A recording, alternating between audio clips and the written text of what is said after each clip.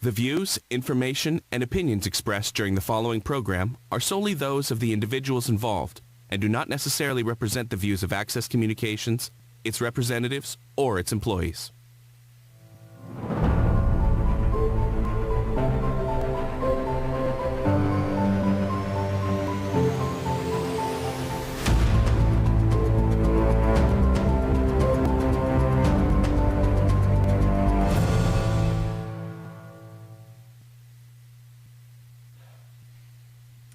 Good evening, everyone, and welcome to the Estevan Chamber of Commerce 2024 Municipal Election All Candidates Forum.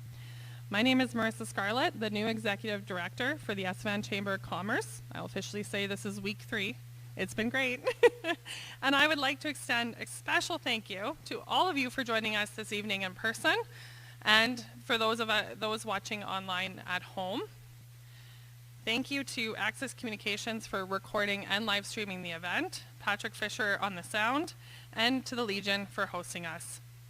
So before we begin, I'd like to do the standard housekeeping. We have washrooms located at the back of the hall that way. We have 3 exits, so one at the back of the hall, one over here, and one this way. I'm not going to do right and left on that one. Also, can you please turn your phones to vibrate, just to be respectful of our candidates and everybody asking questions. So, in the spirit of reconciliation, I acknowledge that I live, work, and play on the traditional territories of the Cree, Ojibwe, Saulteaux, Dakota, Nakota, and on the homeland of the Métis Nation, and all people who make their homes in the Treaty 4 territory. As treaty people, every one of us is on their own journey through truth and reconciliation, and I recognize the history and contributions of the First Nations and Métis communities in this area. I commit to my own reconciliation through my discussions and actions. The Estevan Chamber of Commerce is celebrating its 120th year and is thrilled to host and moderate the 2024 Municipal Election All Candidates Forum in the same year. As I am new to this role, I really want to thank the Board of Directors for assisting in preparing for this event. We have a few in the crowd if you just want to wave. Thank you. And I really want to thank our office manager, Kathy, for really getting this organized and making sure this all looks as good as it is and it's going to go as well and smoothly as it is going to go. The Estevan Chamber of Commerce represents businesses of all sizes in Estevan and area. We are the voice for our members and a leader for positive change. Members are provided opportunities to network with other businesses, access to a variety of chamber benefits, and advocacy at all levels of government. So thank you to all the candidates tonight for participating in this event. Forums like this are part of our chamber's focus on advocacy. And as well, these forums are vital to the election process in providing an opportunity for constituents to make an informed decision. Through tonight's event, we hope that you will be able to make a more informed choice as to who you would like to move this community forward over the next 4 years. I will encourage all candidates to keep this evening respectful and about educating and communicating to the constituents. This is not a debate, it is a forum for candidates to respond to questions. So I'm going to briefly outline the format for tonight, and don't worry, I'll be repeating it a few times. So due to the number of candidates, we'll be splitting this event into 2 sections, as you guys can guess. So first, we're going to be hearing from our 3 mayoral candidates, and then we'll hear from the candidates for councillor. For the mayoral candidates, they are going to begin with opening remarks from each, and then we're going to follow with one question that was sent to them last week, and they will provide a 2-minute response to that question. This will be followed by one question sent in to the chamber by our members or the public, and this one was not sent to the candidates. And then afterwards, we're going to have time for 5 questions from the floor, and then we'll follow with their closing remarks. We'll break for about 5 minutes, it might be more like 10, we'll see, to assemble the candidates for councillor, and at that time, I'll go over their format. So as my job as moderator is to cue when each candidate is to speak. Kathy is going to be our timekeeper. So she's got the stopwatch, and she's somebody we can all see. When she displays a yellow card, that means there's 30 seconds remaining. And when the red card is displayed, the time has expired. Candidates don't have to use the full time if they choose not to, and you can also choose to pass on a question. Okay, so we actually have all 3 of the candidates with us this evening. So I'm going to welcome the candidates in alphabetical order by last name. So I got Rebecca Ford. Thank you. Anthony Cernick, and Zach Vanden Herk. Awesome. So candidates were randomly drawn before the forum, and we're going to be rotating their order throughout the evening. We'll start with our opening remarks. So every candidate will be given 2 minutes for their remarks, and we're going to begin with Zach. Ready. Good evening. Is it on? Okay. Good evening, everyone. Welcome to another great forum, this time hosted by the Chamber of Commerce. So thank you to the Chamber of Commerce and the Legion for hosting this event. In light of Remembrance Day coming up, I wish to thank the veterans that served to protect our country. Your acts of service will never go unnoticed and are always appreciated every day, not just in November. My name is Zach Vanden Herk, a first-time candidate, and I'm ready more than ever to lead, serve, and protect this community with highest standards and professionalism as a mayor. I have lived in Estevan for 20 years. I personally have seen the major ups and downs due to the oil and gas sector fluctuations. People have come and gone continually. Since 2016, Estevan has decreased 5.5% in population. That's a huge hit to our community, and I plan to change by making a more stable and beneficial work environments for everyone. With the help of a phenomenal council, we will come up with great solutions that will start attracting people to move to our city and to create a life here. To the community of Estevan, I make you this promise, and you can hold me accountable to this any day. It comes in the form of the acronym HIT: honesty, integrity, and transparency. Long story short, what I know and what the council knows will be available to all the citizens in Estevan. You want answers? I'm only one phone call or text away. There will be zero tolerance for hidden agendas or policies. I want to also refer to this city as a sports team. I would be the captain of this team as a mayor, and no matter what race, no matter what race, gender, or beliefs you have, once in uniform, we are all the same. Myself and council will actually be bringing unity back to this city. So November 13th is a big day for Estevan, as you need to look at who Estevan can really afford. Thank you. Thank you, Zach. We will move to Anthony.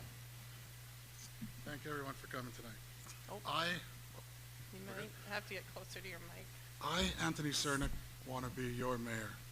I moved to Estevan in 1988 and have never left. Estevan has always provided me with opportunity for success, and I want that for my children, and I want that for you.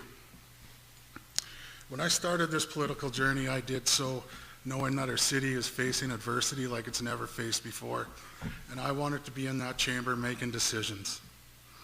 As a councillor, decisions were made, but more importantly, relationships were cultivated within the community, provincially, with decision makers. The mayor's chair will enhance my visibility to advocate for our city, within our community, with the surrounding RMs, provincially and federally. Going forth as your mayor, everything will revolve around 4 traits. Number 1, professionalism. I witnessed way too many situations that were unprofessional. 2, leadership. I have endured 30 years of oil field adversity, half of that time in a managerial role, building companies. Business development. This is my current profession and has been since 2018. I have the knowledge and experience to take our economic development to the next level. And number 4 is continuous improvement. Simply means we must continue to improve whatever we can, whether it's a shower head at the arena or the pipes under your street. Again, thank you for the invite tonight. I look forward to the evening and taking your questions. Thank you. Thank you very much, Anthony. We'll move to Rebecca. Good evening, everyone. Thank you so much for being here. My name is Rebecca Ford, and I'm very excited to be running for mayor for the city of Estevan.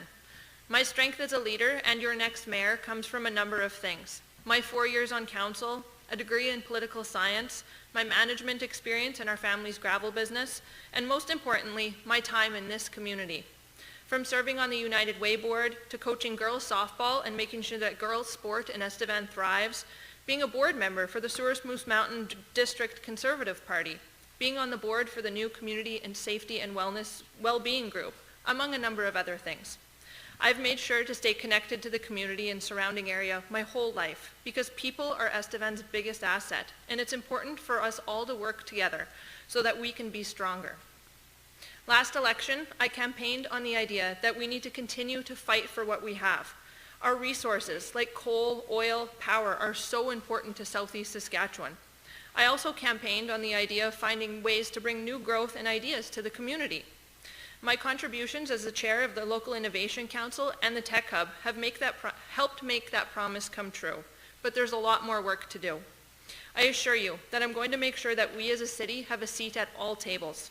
That includes continuing to work hard with Sask Power to make sure the City of Estevan is a part of all conversations regarding the future of power, working to build stronger relationships with the provincial and federal government to make sure that we're a part of any important discussions that will affect our growth and our economy.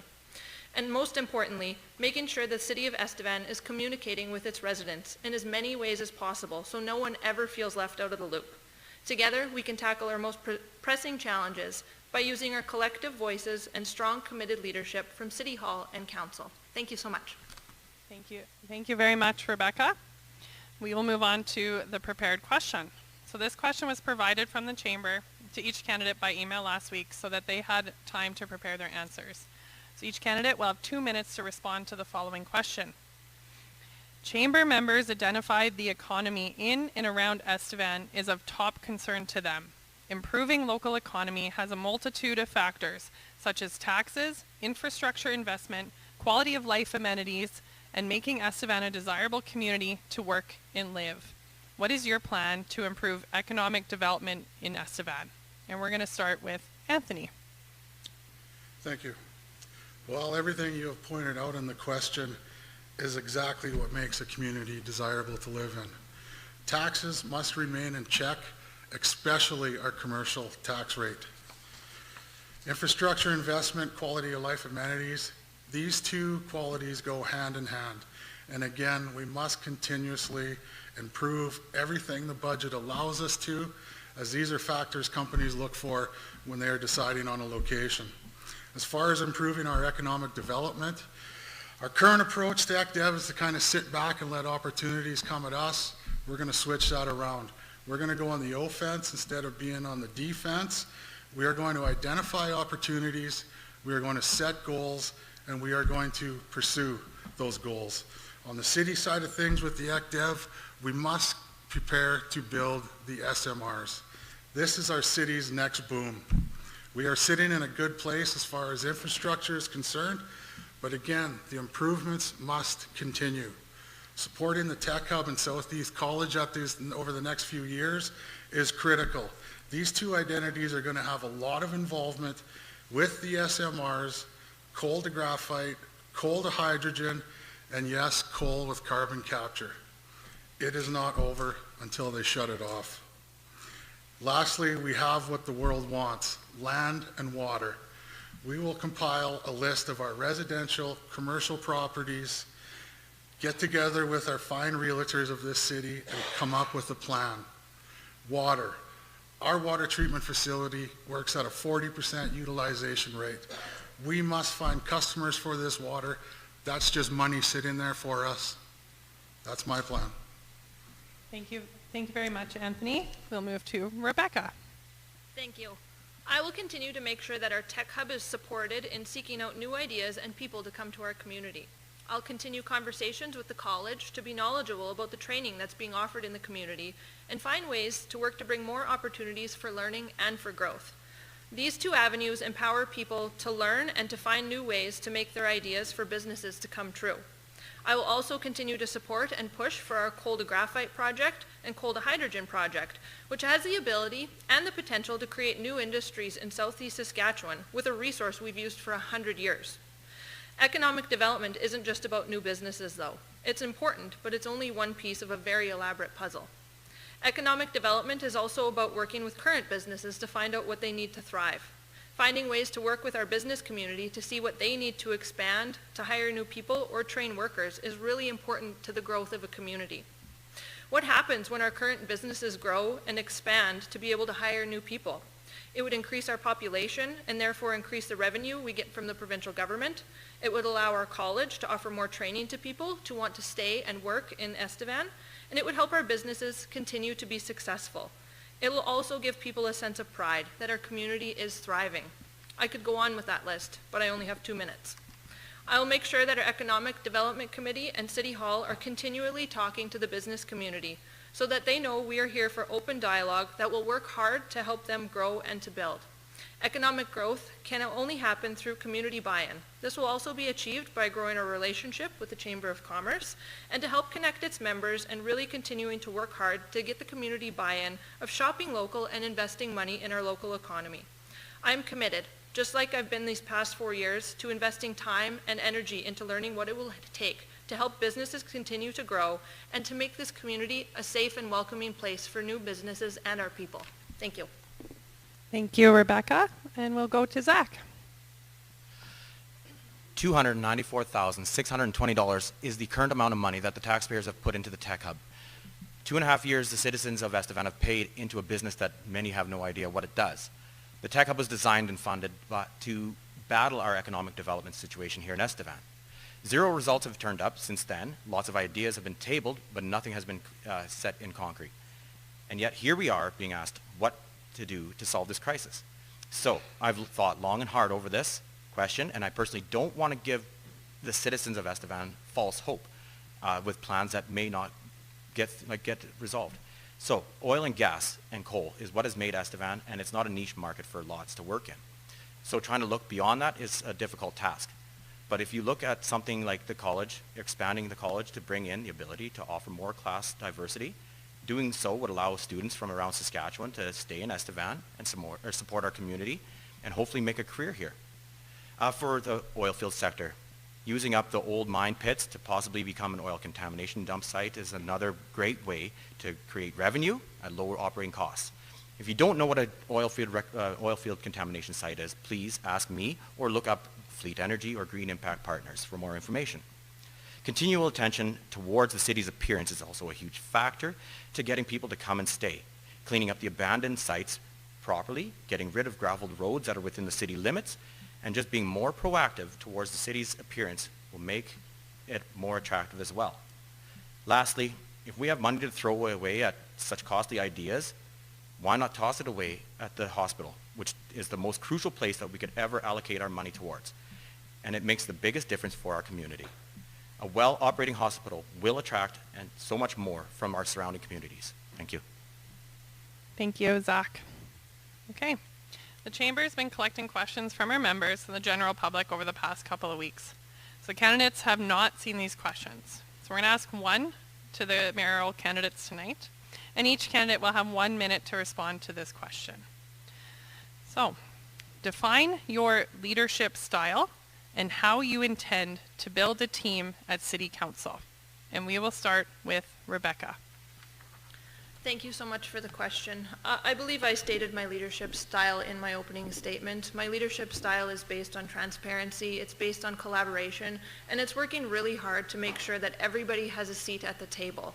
This comes with a new council. There's going to be a number of people who are brand new to our city council, and I think it's really important to make sure that everybody is given the tools that they need to learn, to be able to learn what it takes to go through our budget, to be able to learn what it takes to go through our committee meetings, and just working really hard to make sure that everybody is on the same page. I think with that and a lot of open communication, we can really work hard to make sure that our city council is open and transparent with the community, and I think that just will shine through and really improve our community a lot. Thank you. Thank you, Rebecca. We'll move to Zach. There's a lot of people here that know me. My personality is quite humorous. That's a tough question. Oh, goodness. I'm a pretty fun, easygoing guy. If you wanted to sit down and talk with me, I have no problem. I will always devote time to anyone that wants to. When I make a mistake, I open-heartedly will admit it. I don't fear any of the consequences because I have made mistakes just like everyone else. And I will do the same in the leadership. I will be front, I will be forward and transparent with everything that I happen to say and do. Moving forward, I hope that the council that is under my leadership will be in the same aspect and follow the same type of principles that I would do too. All right, thank you, Zach. And Anthony? Yeah, again, kind of in the opening statement there, following the 4 traits is key to professionalism, leadership, business development, continuous improvement. I'm a good listener. That's what lots of people don't know about me. Lots of times I'll be silent, but trust me, I am listening. And I will lend my expertise when I can. I will lend my guidance when I can. And again, the setting of the goals is something that I haven't seen in the past 4 years. So again, we're going to identify opportunities, set goals, and pursue those goals. Thank you. Thank you, Anthony. All right, so now we will open the floor to questions for the candidates. So we will have time for 5 questions. So if you want to come up and ask your question, we have a microphone right in the center, right in the aisle, I should say. We ask that all people asking questions to be respectful and concise. You will have 30 seconds to ask your question. Kathy will be your timekeeper. If at the end of your 30 seconds I don't hear a question, I will give you an opportunity to ask. But at that point, if you don't have one, we'll ask you to move along. And this is just to be respectful of time. We have a lot of things to get through tonight, and I wanted to make sure we are getting questions in from the public. So would somebody like to start us off of asking a question of our mayoral candidates? Oh, thank you. Good evening. My name is Melissa. I'll get right to it. Are you in favor of incremental tax increases to offset rising costs on producers and services, for example, the carbon tax? All right, thank you. We will start with Zach. Any type of tax increase is not favorable in anybody's opinion, to be honest. When it comes down to the carbon tax, that's put a lot of frustration in everybody's minds. But when it comes to this city, I'm going to try my hardest, and I will do my best to make sure that nobody suffers from any type of tax increase. Everyone's already suffering enough with the inflation that's going around, and I've had enough personally myself. Thank you. Thank you, Zach. Anthony? Thank you for the question. I am not in favor of incremental tax increases. The budget tells the story of whether we actually need a tax increase. The past 4 years, the first 3 years, the budget looks good.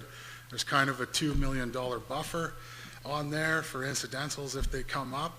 Again, if we have a $2 million buffer, we're doing everything we wanted to do. With a buffer, I don't see the need for a tax increase. And in the final year, there was a 2% tax increase, and there was really no explanation for it other than, well, we should increase the taxes because we never the last 3 years. Again, totally unacceptable. If there's a project or something like that where we need it, totally in favor. Thank you. Thank you, Anthony. Rebecca? Thanks so much for the question. Personally, I'm not in favor of tax increases as a way to increase our city's revenue, but instead I'm a fan of, lobbying the provincial government and the federal government to stop the carbon tax payments to municipalities, to stop paying PST on construction. Those things are something we get hammered with every single day, and I'm not sure if it's something that everybody in this room knows. I am in favor of small incremental tax increases to help keep up with the rising costs of doing business. The city at the end of the day is a business. We have to make sure that our wages are competitive, that our highly skilled workers are, being paid properly and fairly. And unfortunately, it's really hard to find that revenue base with what we have to work with sometimes. So no, I'm not in favor of raising taxes for large, grander projects, but I am if we absolutely need to pay our people and make sure we need to, provide a livable wage for everybody and to be able to do business in this city. Thank you. Thank you, Rebecca. All right, we can move to another question from the floor. Oh, great. Hi, I'm Kendra. You all talk about transparency, and I'm sorry, I'm going to say I'm stupid. What do you mean, transparency? And as well, what are you going to do to improve communication so that the residents are more aware of what is going on. All right, thank you. We will open with Anthony. Yeah, thanks for the question. I always say when you hear politicians say the word transparency, that means they're hiding something. But no, definitely we have to step up communication. Obviously using our the local, the Mercury, Discover Estevan. Myself, if elected as your mayor, we've already kind of talked about it. There's nothing in stone yet, but starting up maybe a Friday morning radio show where we review the last council meeting, something like that. But also stepping up our game on social media, just getting the information out there. I know lots of people, well, we don't want to put it out there because we get nasty comments. But I call it post and ghost. Get the information out there. Don't look at the comments. Take the information as you will. So there's all kinds of communication, and communication is always the problem in every organization I've been a part of. So thank you. Thank you, Anthony. We'll move to Rebecca. Thank you. For me, transparency means having important conversations even if they're hard. It means talking about things with our residents, even if they're difficult to answer, even if, maybe I may not have all the information, and say, hey, I'll get back to you on this, or hey, we'll find out the information for you. Transparency in my world just means openness. What will we do to make sure the residents know what's going on? As Anthony already alluded to, just really stepping up our game, making sure that, our social media is providing strong messages to our community. Also acknowledging that a lot of people don't use social media and finding other ways to communicate with the community and surrounding area. Hosting forums, hosting open debates, and just making sure that the community also knows that they're always welcome in our open council meetings. They can come every second Monday at 6 o'clock and come and hang out and really just learn what this is, what our city is all about. And if you have any questions from that, have the confidence to know that we'll answer them for you. Thank you. Thank you, Rebecca. And Zach. Okay, thank you. So I think you've touched base on the transparency. Transparency to me will be any information that we can give out. Like we did discuss last forum that there will be some information that will be unapproachable for the community to be, like for, for possibly hiring and stuff like that for a police chief and, yeah, right. So we got to keep it within a legal basis. But I mean, when everything else is able to be talked about, we'll do that. And I think people that do know me, they know that I don't shut up when it comes to communicating. So I am an approachable person. If you want to talk to me, like I said, my phone's always there. I'm only one text away. I will sit down. I'll have a conversation with you. If there's something of your concern, I'll listen. And I'll talk your ear off because I'm a truck driver and I'm bored all day long. So I'll do it. I'm ready to listen to you guys and I'm ready to take on your concerns. Thank you. Thank you, Zach. Now we can go on to another question. I saw somebody waiting, so. Hi. I'd just like to thank you three for running for the positions you're running for. It takes a lot of, balls, I guess, to run for it. Anyway, my question is, I'm not born and raised in Estevan, but I've lived here a long time, like 40 years. And the thing I've seen over the years is Estevan does not do enough preventative maintenance in beautiful projects that we have to upkeep. And an example would be the splash park by the hospital, the first one in town that was built, maybe before Zach was born, I don't know. And then it goes to the Civic. In my opinion, we needed the Civic, and if it would have been looked after, it would have been looked after, it could have been kept. So what do you think going forward you could do to get a preventative maintenance schedule done and keep it ongoing so we don't have to lose important things? All right, so your question, what are you looking to do for preventative maintenance and keep it going? Okay. All right, thank you. All right, so we will open with Rebecca. Thanks so much for your question. So your question was about what can we do for preventative maintenance for upkeep. I don't know if you drive around in the wintertime in Estevan compared to Regina or Saskatoon or a lot of other cities, and it is very difficult to drive in those cities because their snow removal, it does not often happen in places other than the main corridors. Something that we do in Estevan and we take great pride on is really making sure that our snow is cleared on all our city streets. We work really hard to make sure that that happens, and that is a way of doing preventative maintenance on our streets. If you do not have all that snow and all that moisture and all that runoff on those streets 24/7 for a whole entire winter, you have less thawing, you have less leaks, you have less water breaks, and there's just a lot of different things that really come from providing that preventative maintenance on our roads. As to speak to our buildings, I know all of our managers have preventative maintenance plans on our buildings, and I think it would just really, thank you. Thank you, Rebecca. It's hard, 1 minute's hard. All right, we'll move to Zach. So Rebecca touched base on it. There is preventative maintenance teams within each department of the city. If not able to fix it, I'll do it myself. That's as serious as I'll get.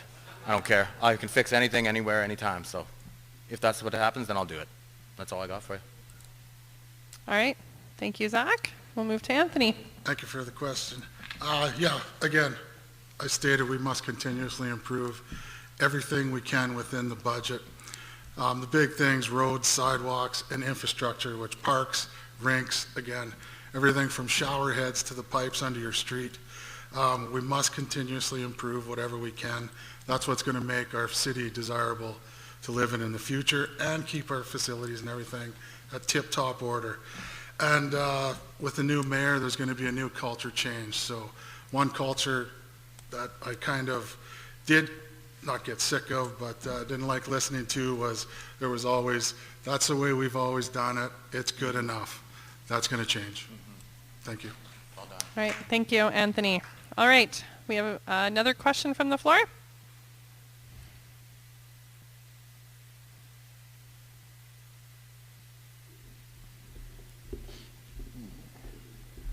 Evening, everyone. This is my second time I've been up in front of you guys. As you know, last time was about jobs. This one here is, as far as I'm concerned, is the most critical question and that I need to ask you guys tonight. My name is Ken Gordy. I've lived in this town for many years. And the background to this question is when a company or establishment changes their main board of directors, i.e. the town council, it's common to review the past of the existing inherited management for their past operational performances.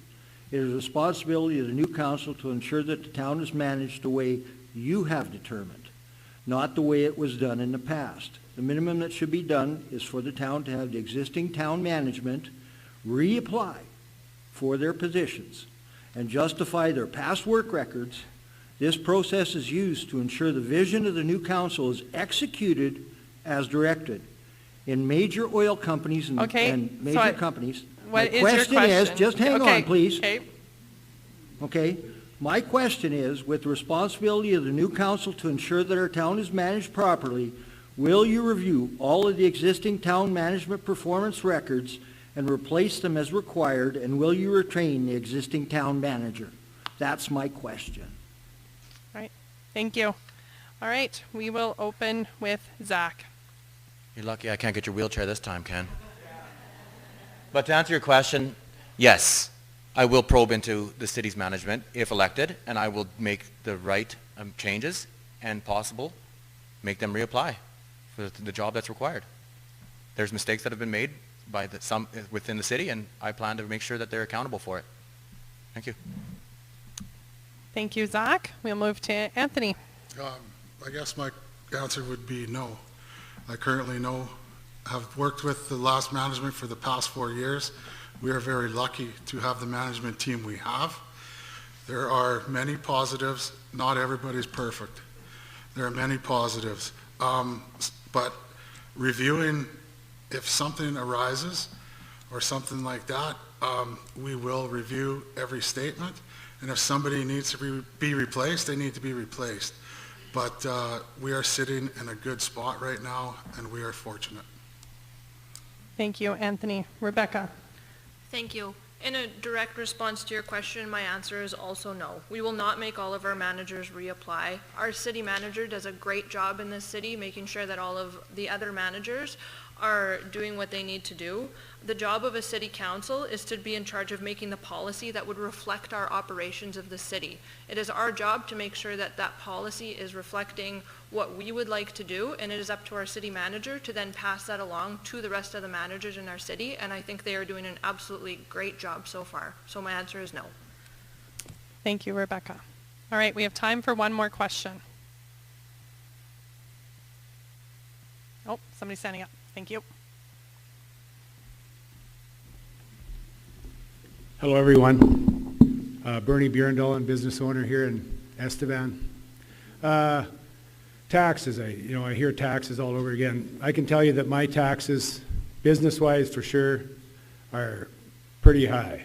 It takes a good chunk of my operating profit that would be reinvested in this community, some of it given to my staff, that kind of thing or whatever.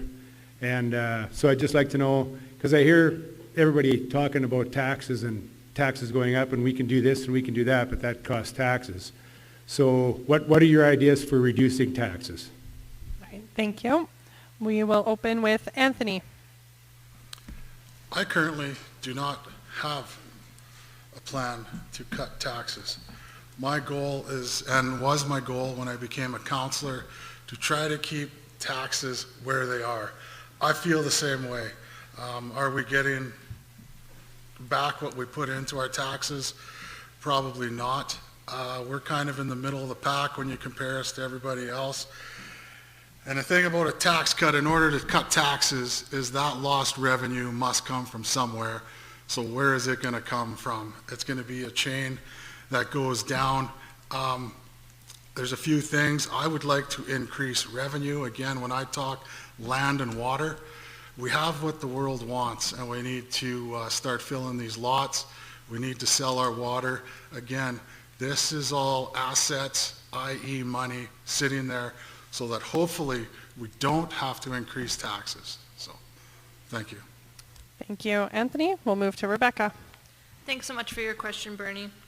My goal is to give the value for the tax dollars spent, and I think that's been the goal of most city councils for the past 100 years.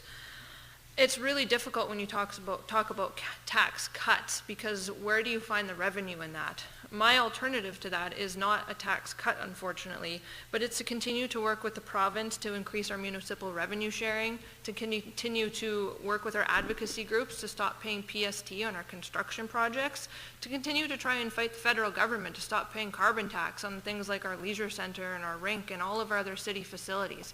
So I think in Estevan, we are quite tax competitive, and as Anthony stated, we're kind of right in the middle of Saskatchewan for tax rates. But I think it's really important to continue to find ways to raise revenues and to provide value for that tax dollar spent. Thank you. Thank you, Rebecca. And Zach. Okay. Taxation and inflation is caused by frivolous spending. To answer your question, Bernie, I ain't got the answer yet right now. There's no way I can really help reduce it until I get into the position to figure out what I can do. But working alongside with the council, working alongside with you to figure out a plan, that's the best answer I can give you right now. All right. Thank you, Zach. All right. So that'll wrap up our floor questions. I just have a question. Are you guys sticking around for the rest of the forum? Okay. So if people have other questions, they want to come up and talk to them, you'll be able to find them after as well. All right, so we'll move to closing remarks. So each candidate will be given 1 minute for closing remarks. So we'll be going in the reverse order of the opening remarks. So we will begin with Rebecca. Thank you. Bringing a fresh perspective to the mayor's seat is important to me, all while creating a positive culture within City Hall. I'm not just looking to maintain the status quo. I want to drive progress. My vision for this city is one where innovation is at the forefront, where our infrastructure reflects our needs, and where we can balance growth with preserving the unique character of Estevan, all while continuing to be fiscally responsible, continuing to make sure we're providing great services, and finding solutions to problems through collaboration with provincial and federal agencies and government. Ultimately, being in local government is about leading through adversity and caring about the people that you serve. I care deeply about our community, and I'm committed to building a brighter, stronger future for every resident. Together, we can make that vision a reality.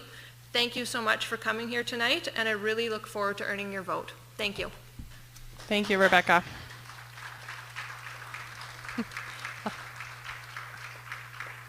All right, we'll move to Anthony. The city of Estevan has a $30 million budget. Have I ran a company before with a $30 million budget? Nope. Have I been part of a team that grew a small startup company into a multi-million-dollar international company? I've done this twice now. Core values are needed for success. I will never settle simply means that I will do everything in my power to advance our city for the better. We will be better together. If you're successful, I'm successful. We must be united as a community going forth into the future. Make it happen. I know who I'm voting for, but that's only one vote. It's up to you to make it happen. Please vote Cernak.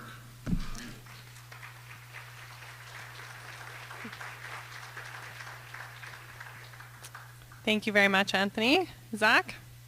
Oh, sorry. Yeah, yes, sure, go ahead. Anyways, thank you to the Chamber for hosting. Thank you, Zach. Thank you, Becca. And most importantly, thank you all for listening tonight. All right, sorry about that, Anthony. Zach? Thank you. Okay, so once again, I really want to thank the Estevan Chamber of Commerce for tonight, the Estevan Legion for graciously allowing us in to have this tonight, and most of all, everyone who was able to attend in person here tonight, and those who tuned in on the channels that couldn't make it.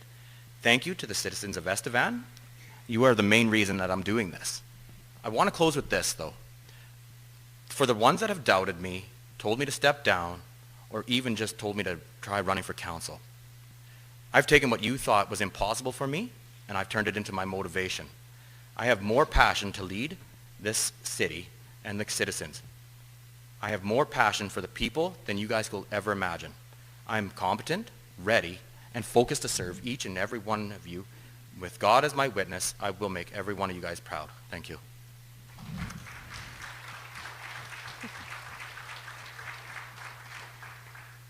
Thank you very much, Zach. And thank you to you all for participating tonight and answering everybody's questions to the best of your abilities.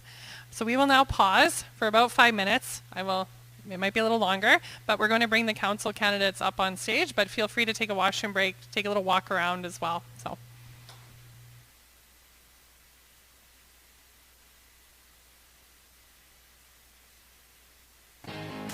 This November on AccessNow TV, exciting events and series from across Saskatchewan. The Regina Pats take on the Brandon Wheat Kings November 8th and the Tri-City Americans November 20th. Pats TV. We've got a really exciting show planned for you today. This team understands that every game is so important. In the Huddle. Well, big weekend coming up. Maybe this is a year for Saskatchewan. Live coverage of Remembrance Day services. Decision 2024. Live election night coverage November 13th in Regina, Weyburn, and Yorkton. The Knights of Columbus Carol Festival, November 25th and 26th, live at 7 p.m. Thanks for joining us here on Talk of the Town. Great show lined up for you, like always. TV Bingo, Saturdays at 5 p.m. Res X. We're residents of Treaty 4, and we do a lot of great stories this season. I can't wait to share with everybody. Download the AccessNow TV app today. AccessNow TV, bringing Saskatchewan to you. Visit accessnowtv.ca. Tune in for your chance to win big with Access Communications Children's Fund TV Bingo every Saturday at 5 with a prize board between $7,000 and $15,000. Cards are $14 with all proceeds going to the Access Communications Children's Fund. Watch and play every Saturday at 5 for your chance to win TV Bingo, only on Access Now TV. Visit myaccess.ca/TV Bingo. Hi, I'm Marshall Hamilton. Please join me and my co-host Brenda McGuire for In the Huddle on Tuesdays at 7 p.m. with special guest panelists and breakdown of our weekly highlights. Brought to you by the Capital Automotive Group. Year-end clear-out has arrived at Titan Automotive. Drive away today with $0 down. That's right, $0 down. No credit application is refused, and if you buy a vehicle, you get a trip for 2 to Las Vegas. At Titan Auto. It's really hard to learn when you're hungry. I'm Lynn. I'm the Executive Director of Regina Food for Learning. But we're a non-profit charitable organization dedicated to feeding at-risk youth in Regina schools. So we send out snacks, lunches, and breakfasts to schools to feed hungry children. The food is more than just filling their tummies, but it's also giving them the belief that someone hears them and sees them and cares about them and wants them to succeed. For the 23-24 school year, we provided a little over 119,000 snacks, just about 28,000 lunches, and 24,000 breakfasts. The Access Children's Fund donation will pay for about a whole month's food to feed 1,000 kids. It's pretty amazing. You'll have a child that's struggling with their behaviors in class, and you feed them a meal, and all of a sudden they're sitting quietly and they can learn and they can concentrate. Thank you so much to Access Children's Fund for their donation to Regina Food for Learning. This donation means the world to us, and it's going to go a long way in helping out those hungry kids. You can reach us on our website. We also have Facebook, Twitter, and Instagram, or you can give me a call at 306-565-8632.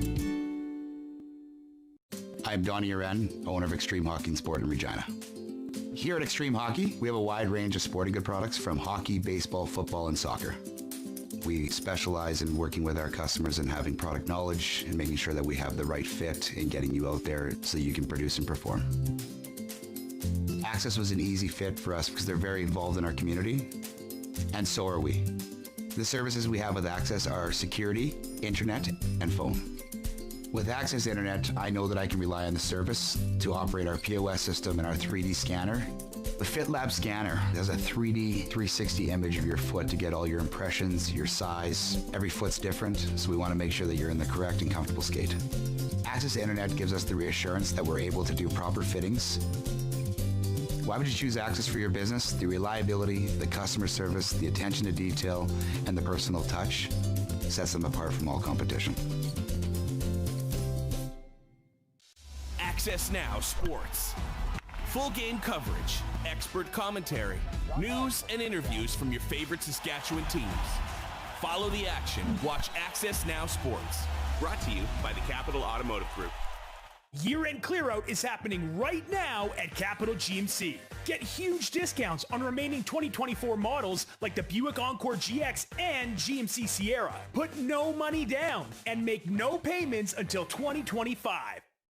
Every child deserves a chance. That's the dream behind the Access Communications Children's Fund, a registered charity that provides assistance to local organizations helping children at risk or in need across the province. Since 1992, we've donated over $3.5 million to projects in Saskatchewan. If you know of a nonprofit or charitable organization in need of funding, visit myaccess.ca/children's fund.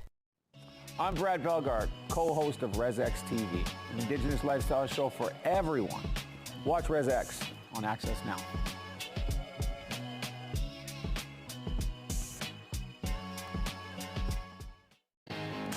This November on AccessNow TV, exciting events and series from across Saskatchewan. The Regina Pats take on the Brandon Wheat Kings November 8th and the Tri-City Americans November 20th. Pats TV. We've got a really exciting show planned for you today. This team understands that every game is so important. In the Huddle. Well, big weekend coming up. Maybe this is a year for Saskatchewan. Live coverage of Remembrance Day services. Decision 2024. Live election night coverage November 13th in Regina, Weyburn, and Yorkton. The Knights of Columbus Carol Festival, November 25th and 26th, live at 7 p.m. Thanks for joining us here on Talk of the Town. Great show lined up for you, like always. TV Bingo, Saturdays at 5 p.m. Res X. We're residents of Treaty 4, and we do a lot of great stories this season. I can't wait to share with everybody. Download the AccessNow TV app today. AccessNow TV, bringing Saskatchewan to you. Visit accessnowtv.ca. Tune in for your chance to win big with Access Communications Children's Fund TV Bingo every Saturday at 5 with a prize board between $7,000 and $15,000. Cards are $14 with all proceeds going to the Access Communications Children's Fund. Watch and play every Saturday at 5 for your chance to win TV Bingo, only on AccessNow TV. Visit myaccess.ca/TV Bingo.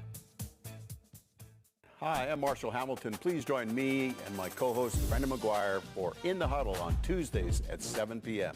with special guest panelists and breakdown of our weekly highlights. Brought to you by the Capital Automotive Group.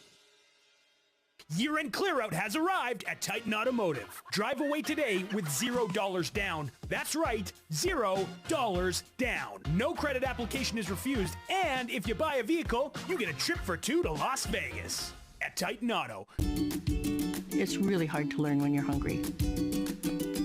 I'm Lynn. I'm the Executive Director of Regina Food for Learning.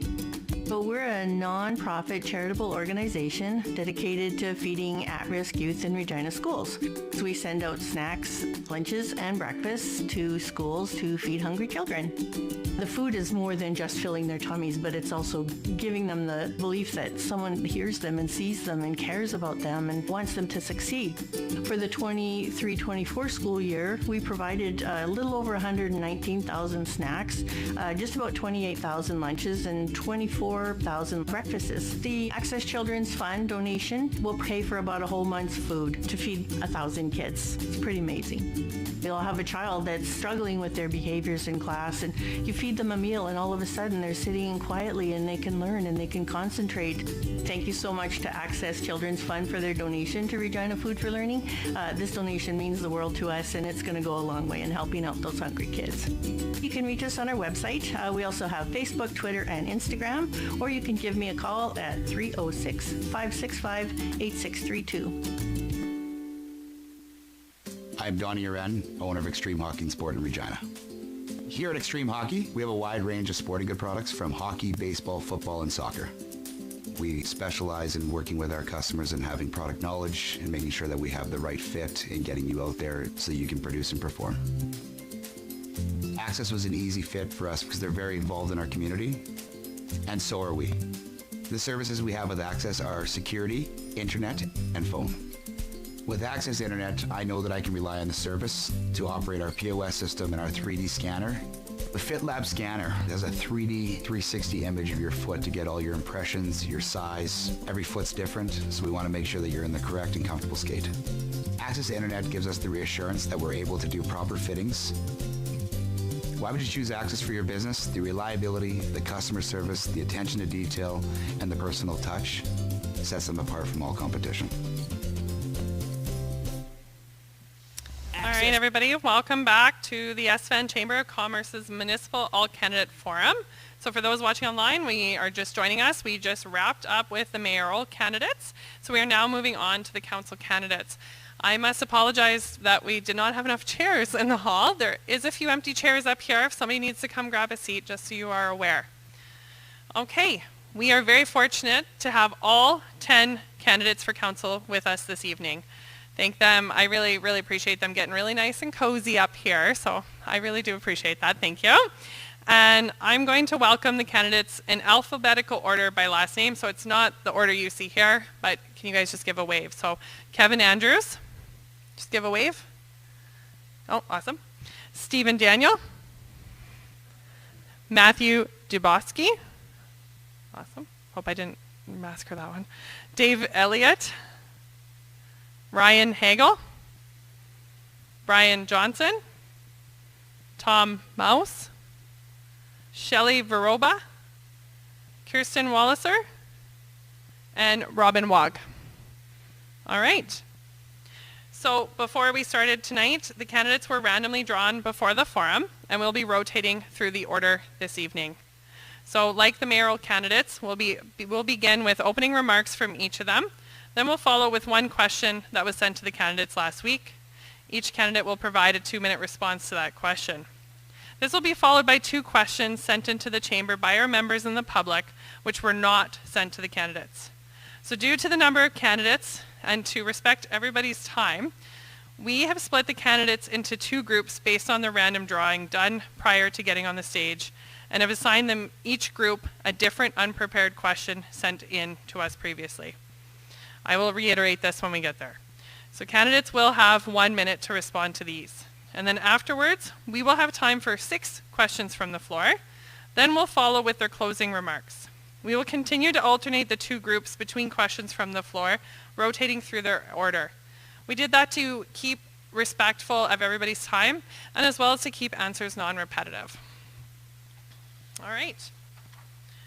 As moderator, I will cue when each candidate is to speak. Kathy, there's our timekeeper still, who we can all see. So for you guys were watching, but when she displays a yellow card, there's 30 seconds remaining. And then when the red card is displayed, the time has expired. You do not have to use the full time if you choose not to. And you can also pass on a question. So we'll begin with opening remarks. They will have 2 minutes. And we will begin with Brian. Hi, my name is Brian Johnson, and I am letting my name stand for Estevan City Councilor in this municipal election. I was born and raised in Estevan, educated and worked in Estevan, and raised a family in this good community. I believe the ratepayers of this fine community demand sound leadership and good governance. I was elected in 2000 and on to the Estevan City Council until 2016. Gained a lot of experience during that time, and I also know that this was a good era to be involved in Estevan City Council business. I truly enjoy the political municipal position at that time. The things that a person can learn about their community, the good people that you encounter, and communicate with on issues, and listening to their concerns, and always trying your best to help them out. A person once served on council gets a really good feeling by just looking back at all the good changes that have occurred in the community. Some that maybe you or other people were involved in bringing to the city. Now, that is what I call real pride and respect for your community once this occurs. So I am totally retired now and need to stay busy at something that I like to do. Thank you very much. Thank you, Brian. We'll move to Shelley. Good evening. Thank you to the Chamber of Commerce for hosting this event tonight. My name is Shelley Baroba. I've been on council for 2 consecutive terms. Estevan has been my home since 1987. I have a history of working in healthcare, and over the past 14 years, I've been managing Creighton Lodge. I'm a mother, a grandmother, and a community volunteer for many organizations. One of the reasons why we see so many people here tonight is that this election is a tough one. People seem unsure of who to vote for. Who are these people that are wanting to run for election? Do they have great ideas to improve the quality of life for those of us that call Estevan home? Do they have their own agenda? Hopefully, after tonight, these questions can be answered, and you will all be able to select your next city council with confidence. I know why I want to be on Estevan City Council, and it is to continue to be a part of moving this city in the right direction. I have been stopped by people telling me that we are doomed, that we may as well shutter the buildings and call it a day. But I refuse to believe that narrative. I know that being positive about the future, there will be great things to come to this city. Power generation has always been a huge part of Estevan, and I believe we will continue to be the energy city. The SMRs are the next big project we're hearing about, also turning coal into hydrogen, turning coal into graphite. If elected, I plan to support all of these initiatives coming to our area. Just a few years ago, we had the Estevan Market Mall.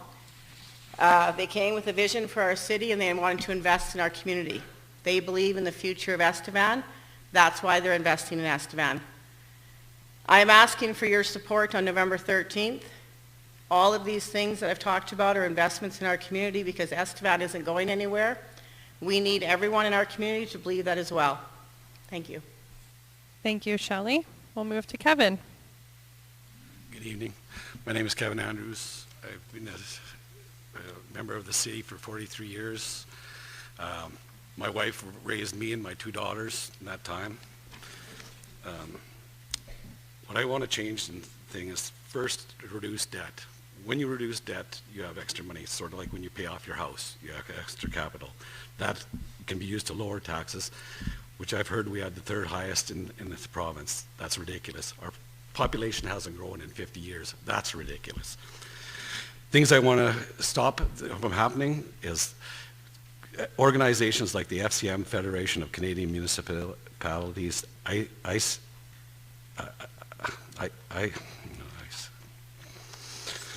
ISIL, Local Government for Sustainability, PCP, Partner for Climate Protection, SDGs, United Nations Sustainable Development Goals, and DEI, Diversity, Equity, and Inclusion. These are organizations that are tearing apart our country, and they must be rescinded, any partnerships that we have with them. We have FCM, I know for sure. Maggie Braun from Gather 2030, she has all the facts and figures. I'll bring them to the city, whether if I'm elected or not, to let the people of Estevan know what's going on out there. And one of my big things that I really want to happen is I want the removal of fluoride from the city water supply. People can get fluoride from toothpaste and from their dentist. We do not need fluoride. It was a judge just ruled from the EPA that it's a neurotoxin. We have to get it out of the water and stop hurting our people. This is ridiculous. Thank you very much. Thank you, Kevin. We move to Matthew. Howdy all. I'm Matthew Dubowski. I'm 26 years old and I am an Estevan resident, born and raised. I've lived here my whole life and I have various family here as well.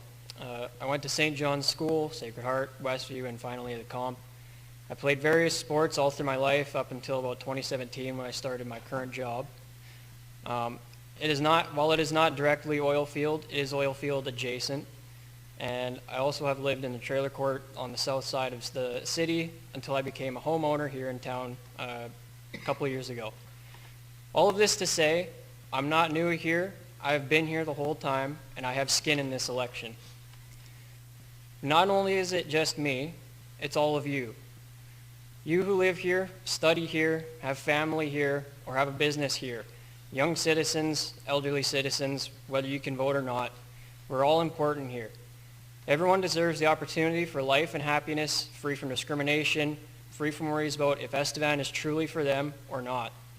Estevan is and should be a place for everyone, and that is my goal for running in this civic election, to improve the city to something we can all be proud of now and far into the future. Thank you. Thank you, Matthew. And we'll move to Robin. Hi, everybody.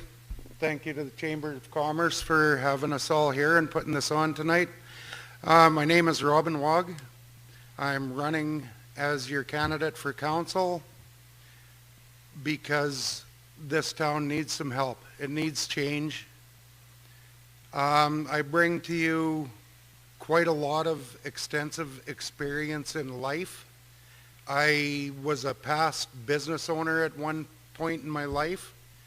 I've served in managerial positions for multi-million-dollar corporations.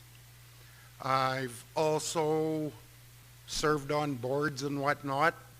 Anyways, I did grow up here. I lived in this town from the time I was 7 years old. It's always been a pretty extensive part of my life. I did move away for a number of years, out to another province. 4.5 years ago, I moved back to my hometown, and I've been enjoying it ever since, keeping a pretty close watch on what a person can do to make some positive changes in this city. I did give some thought about running as a candidate during the last election in 2020, but I decided to hold off because I had a few things going on in my life. And now is the time. I just put my best foot forward here, and I'm here to serve the town as good as I can. As I said, I'm here for the people. I'm here for the business.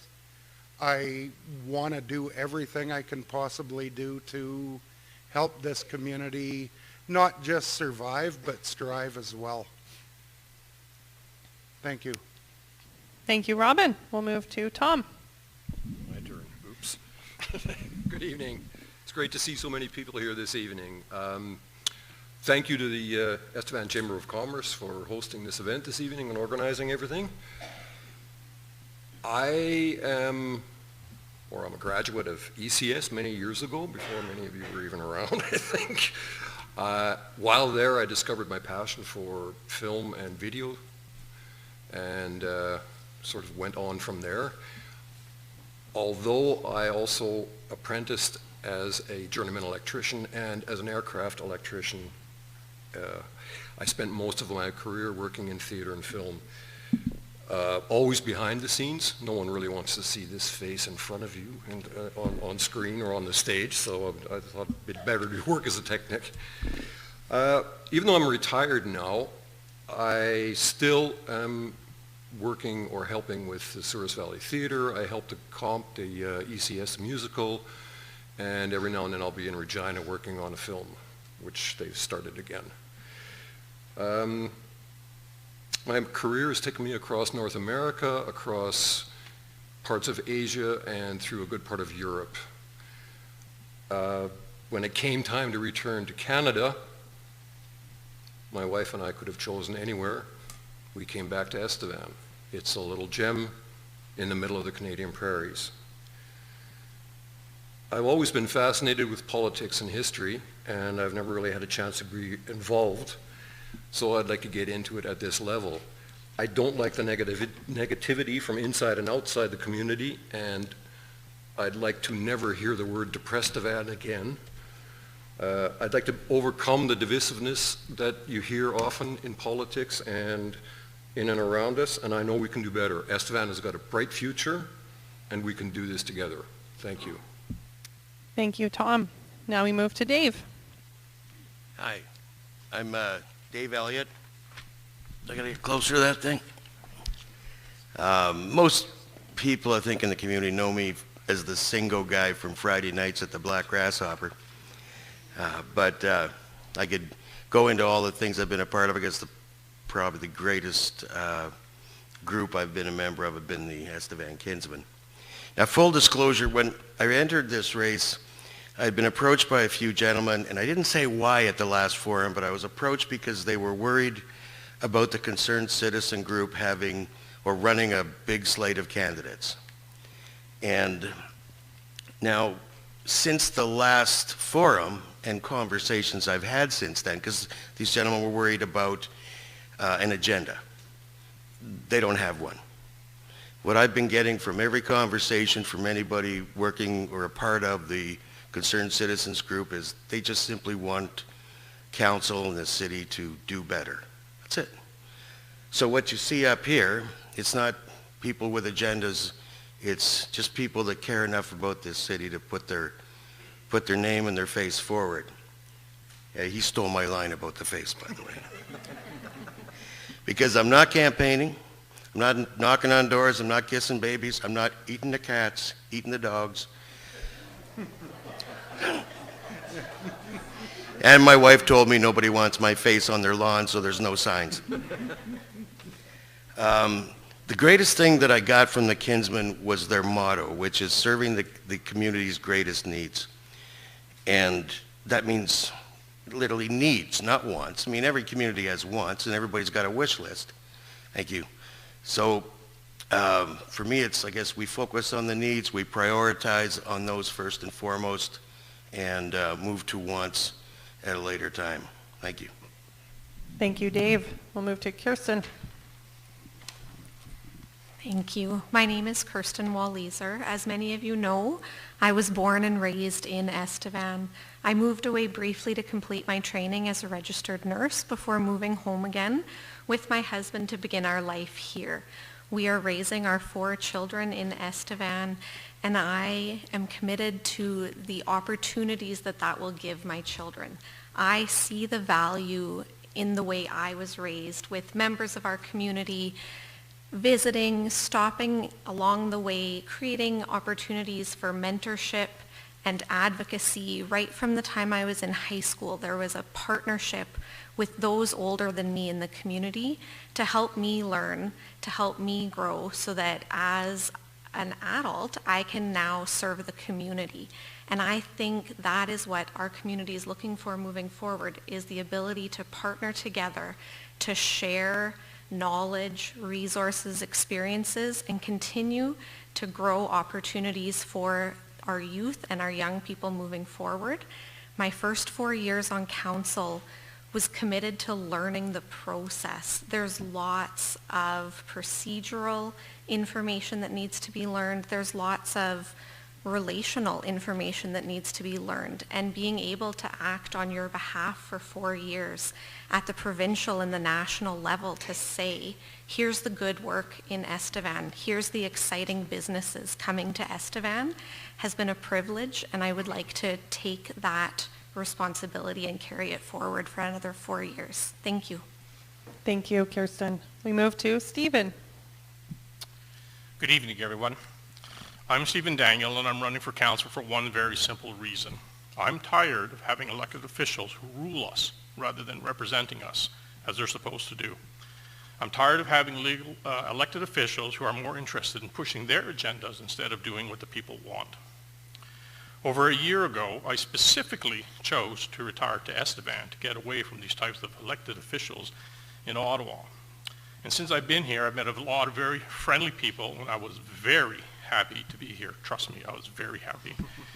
But then one day I read about the downtown project with its federal liberal design of reducing our 4 lanes road into 2 lanes road and making the sidewalks on both sides of the street just as wide as the road itself, just like Ottawa did. And then a couple of months later, I sat in a council meeting, and I watched as all 6 council members pushed through their DEI agenda, which I believe most people in Estevan do not even want. And by the way, for those of you who don't know, DEI is not about providing better doors for the handicapped and things like that. No, no. DEI is about hiring and pandering to individuals based on identity rather than merit. It is discriminatory, divisive, and illegal. Most states and large corporations in the United States are now moving away and even banning DEI, and yet this council thought it would be a good idea to implement the policy in Estevan. So I've decided to run for council with a single goal of changing the direction of the current council away from them ruling us with their agenda and towards a council that truly represents the will, the best interest, and the concerns of the citizens of Estevan. Thank you. Thank you, Stephen. We'll move to Ryan. Kind of in the corner here. No, you're fine. Hey. Good evening. To those that attended the first open forum, this is not new to you. To those that missed it, I'm Ryan Hagel, and I'm running for City Council. Born and raised in Estevan, I've lived here for most of my life, minus the years in university at Brandon and Northwestern Oklahoma State. My studies included history, psychology, and lastly, political science. I had developed an interest in politics when reading, dissecting both U.S. and Canadian Constitution. My interest in politics, however, was just that, an interest. It was believed that people do not look for politics, but that politics find people. To me, that was when the city eliminated enough names to push through the unpopular 4th Street revitalization project. It was here I found my peanut. I find it disheartening seeing the despair in my local community. Trust in the local government has eroded with unchecked spending and dishonesty. People engage in politics because they want to solve problems. I promise to commit myself to common sense budgeting and expense discipline, to work with local businesses, not against them. Let's take the personal feelings out of municipal government and put city interests back in place. Let's get back to common sense. Thank you for the night. Thank you, Ryan. All right, we are going to move to the prepared question. One question was provided from the chamber to each candidate by email last week so that candidates had time to prepare their answers. So each candidate will have 2 minutes to respond to the following question. So we will start, or I'll read the question. It's the same one as we gave the mayors, but I'll reread it so everybody knows it. Chamber members identified the economy in and around Estevan is of top concern to them. Improving local economy has a multitude of factors such as taxes, infrastructure investment, quality of life amenities, and making Estevan a desirable community to work and live. What is your plan to improve economic development in Estevan? And this time we will start with Shelley. Thank you, Marissa, for the question. The local economy can be supported in so many ways. Everyone who lives in Estevan or the surrounding area is a part of this community and plays a role in building a strong economy. The Economic Development Committee needs to be supported by City Council as they look for opportunities to attract to our area. We need to continue to work with and strengthen our relationships with the rural municipalities. The Tech Hub needs to be supported as they continue to find ways to bring innovation to Estevan. They just finished hosting their first innovation conference for economic development. What a huge success that was. Those types of events need the support of not only City Council, but also the business community by attending those conferences. Our business community also needs the support of City Council, but more than ever, it needs the daily support of the people who live here and do business in Estevan. By trying to buy local, spend your dollars in this community before driving to another community to do business, we will strengthen our economy and see our business community grow. As I mentioned earlier with the Estevan Market Mall, they have been investing in our community. The City Council was able to secure a grant to make sure that we had the proper traffic light put in place. I know some people didn't really enjoy it, but I think now most people are seeing the flow of traffic on King Street in and out of the mall and appreciating it. So if we spend our dollars locally, we all benefit from a strong economy. Businesses in Estevan are constantly giving to support our local organizations and our community projects, our healthcare initiatives, and so much more. We need to continue to support each other in order for Estevan to continue to have a strong economy. Thank you, Shelley. We'll move to Kevin. I think we have to, like I said, is reduce our debt. Our debt gives us leeway to move around. That leaves us a room to lower taxes, which will encourage people to come here. One business will create 5 new people that work for them or whatever. Will increase our tax base. As far as our future with coal and gas, I'm hoping the world is turning against it right now. China and India build power plants daily. The world is turning back to coal because it's sustainable. Electric vehicles aren't sustainable, they're stupid, and hopefully people will realize that and things will change, and then we can get on with a brighter future as an energy capital. If it doesn't, well, then I'm afraid we're in trouble. Me and my wife stand on the street corner every Saturday for the last 2 years trying to tell people about Agenda 21, what they're trying to do to Canada. Basically, it's communism, that's what it is. And we have to try our best to work our way through it. I don't know how, but I don't know. I just hope people realize that what's going on, there's a lot of lies that have been happening. The climate scam, the pandemic scam, fluoride in our water for 50 years. We've been lied to our whole lives. Hopefully people realize that and pick the right people to lead us. And hopefully I'm one of them. Thank you. Thank you, Kevin. We'll move to Matthew. My plan to improve economic development is to continue the economic diversity in the job market, leading to more and different jobs in the city. We need to encourage and give graduates a reason to stay or to return to Estevan after school to work and be able to build a life that they can be happy and proud of.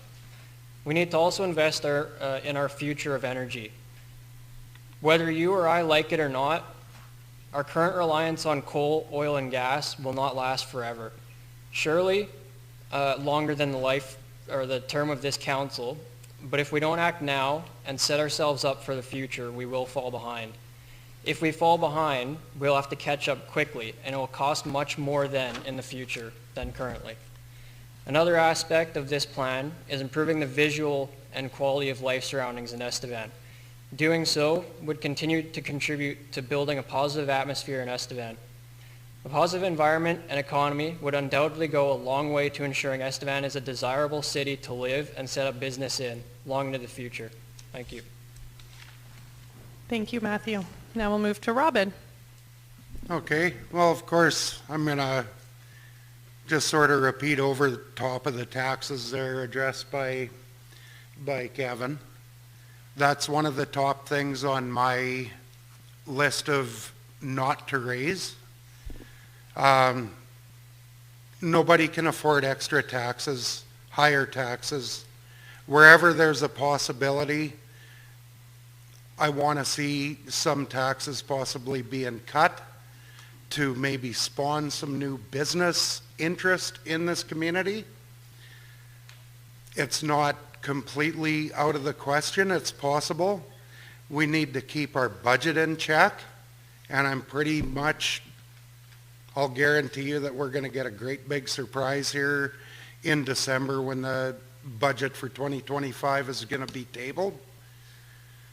I don't know what to tell you yet, but I'm going to work really hard, and I'm going to fight for all businesses and all the citizens, taxpayers of this community to keep taxes down.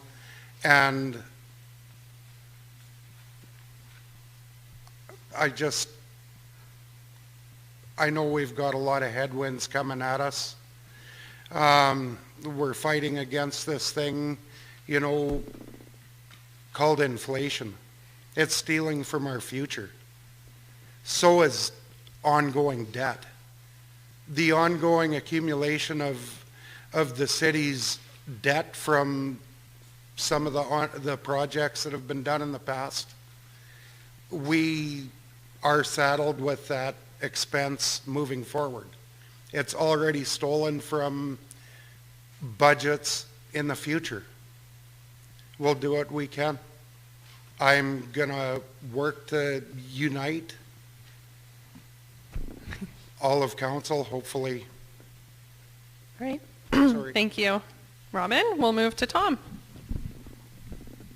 Okay, Estevan is facing some major challenges in the future. We all know that. We all that's sort of jumping right at us, right? So economic development, I think, should be multifaceted.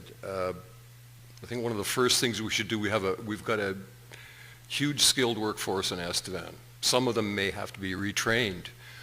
We've got kids coming out of high school that need trade training. They shouldn't have to go away to get training in various trades. We should work with the provincial government to allow the Southeast College to do that training. Why are they going to Regina or Saskatoon or whatever to learn a trade if they could do it right here? We have to keep the skilled workforce and the people who have roots in Estevan. Why should they go away and have to come back?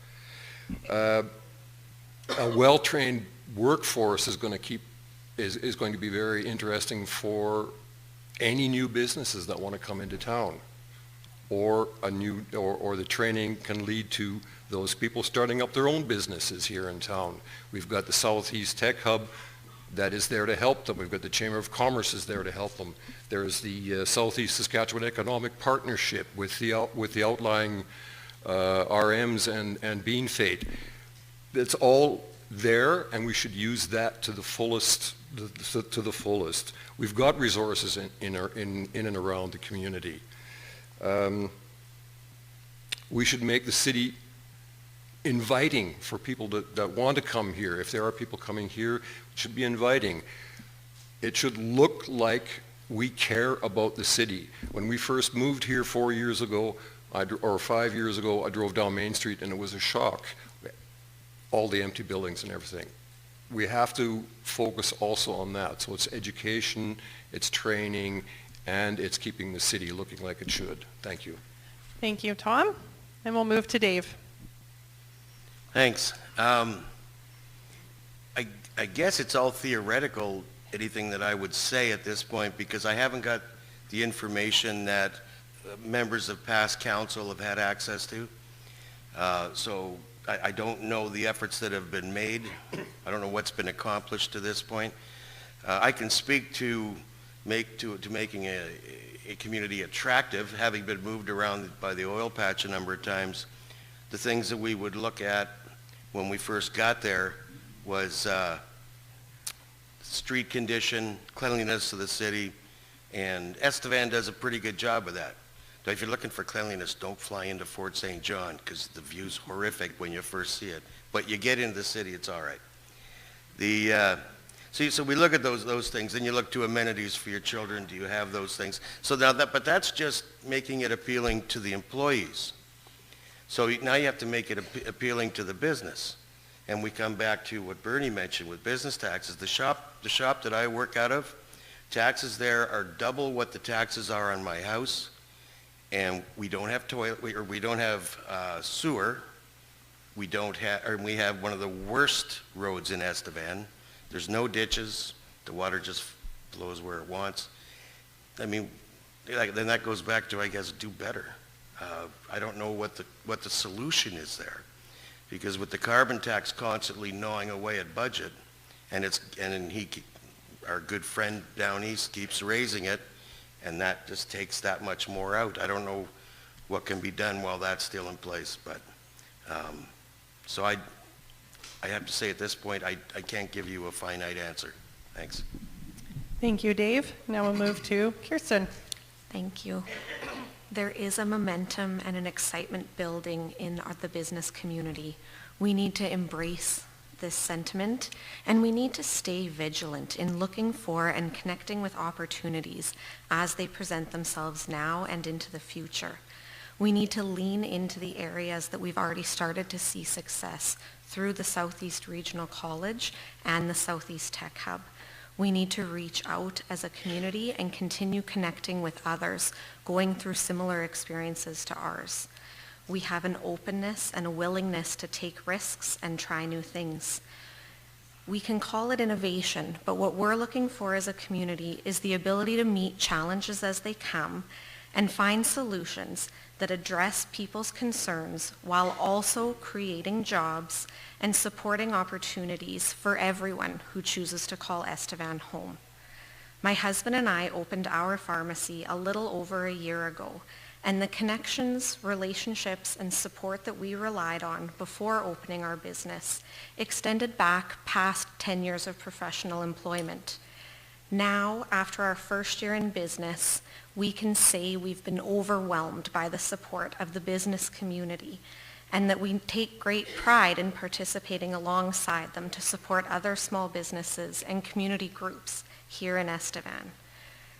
Now that we've been open for a year, we can reach back to those who supported us, we can reach out to our community, and we can reach across the province to share our story. We can discuss success, we can highlight our business community, and we can also talk about the value we see in raising our children here in Estevan.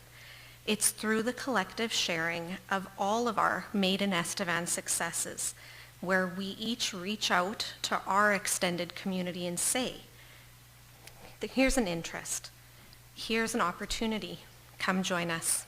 Thank you. Thank you, Kirsten. We'll move to Stephen. I am of the opinion that the infrastructure and the quality of life amenities in Estevan are already fantastic. Estevan has a leisure center, which includes the library, a pool, 2 rings, and a bunch of other things, including the things out back, which you all know about. Estevan also has a curling rink, bowling alley, baseball, soccer fields, parks, trails, a whole bunch of things. It has art theaters, culture, entertainment, restaurants, shopping malls, hospitals, and lots of schools. And Estevan is less than an hour away from Kenosee Lake, Nickel Lake, Woodlawn, and Amina. So I'm of the opinion that Estevan already has something for everyone. And I don't think that infrastructure and quality of life amenities are the problems in Estevan. Estevan is already a great community and a great place to work. That's why I moved here.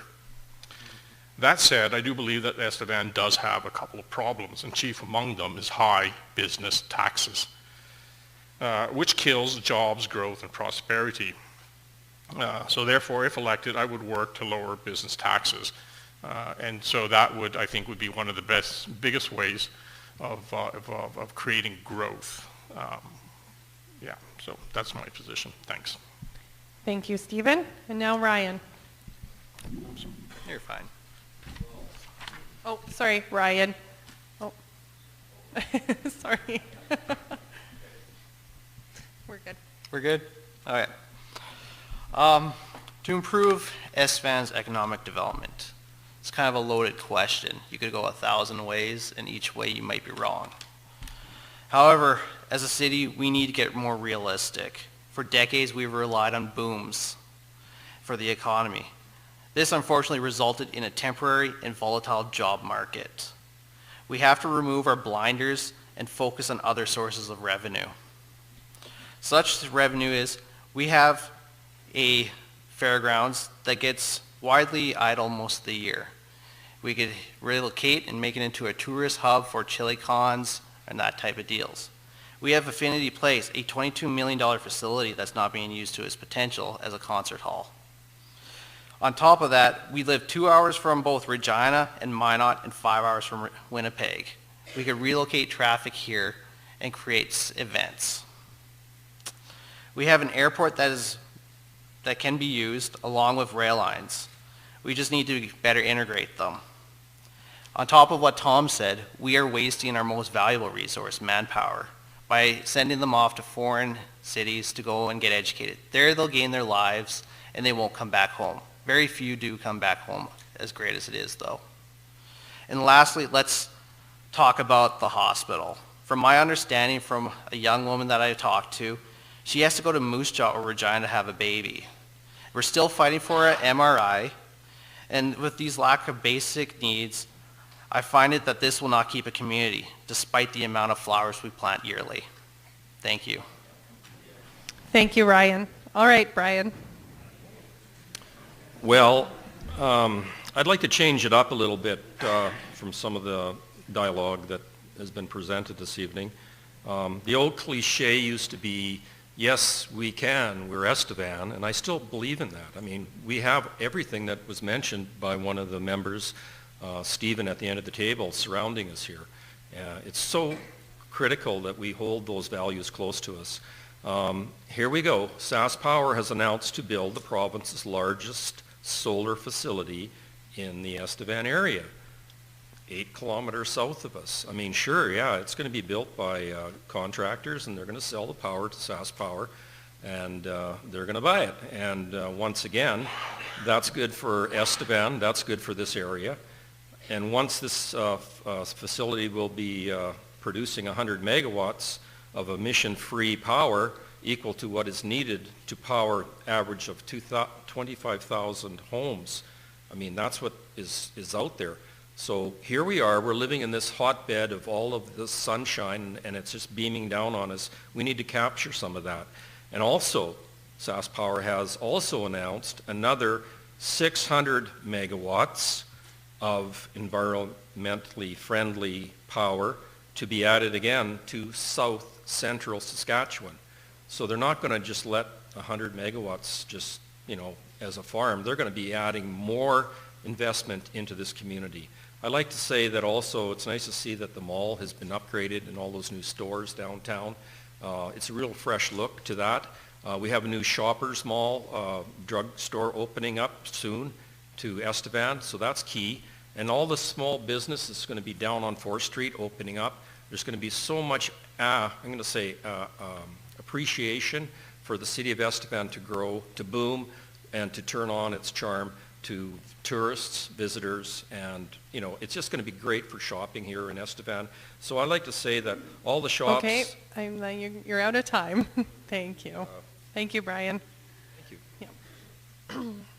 All right, so we are moving now to the prepared question, or the questions that are from our chamber members or the public. So we've been collecting these questions over the past couple of weeks. The candidates have not seen these questions. So we have 2 questions, and we have grouped the councillors in groups of 5 to respond, doing that to just keep things timely and to keep answers non-repetitive. Each group will have a different question to answer, which we did in order, like I said, to keep them as non-repetitive as possible. So the first group is Brian, Shelley, Kevin, Matthew, and Robin. And group 2 is Tom, Dave, Kirsten, Stephen, and Ryan. And we'll rotate through the order for each question. So for group 1, our city includes people of different ages, levels of employment, cultural and heritage backgrounds, and abilities. If elected as a councillor, How will you intentionally represent the needs and interests of the diverse citizens of Estevan? And we will open with Shelley. Thank you for the question, Marissa. I think what I'm going to do is just continue doing what I've been doing. That's exactly how I've represented the city of Estevan, is each and every time that we have thought about doing things as a council, we've had those discussions, and how is this going to affect the people that live in Estevan?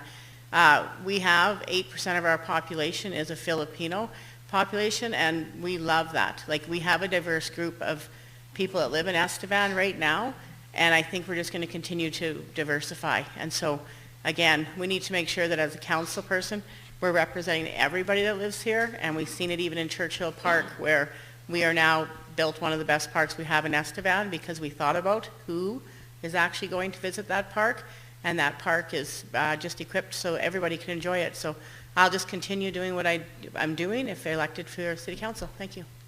Thank you, Shelley. Kevin. I think with a diverse population is good. It provides a lot of things. We went to Mosaic in Regina for years, doing the cultural thing. It's great, and I think it improves the city, and I'm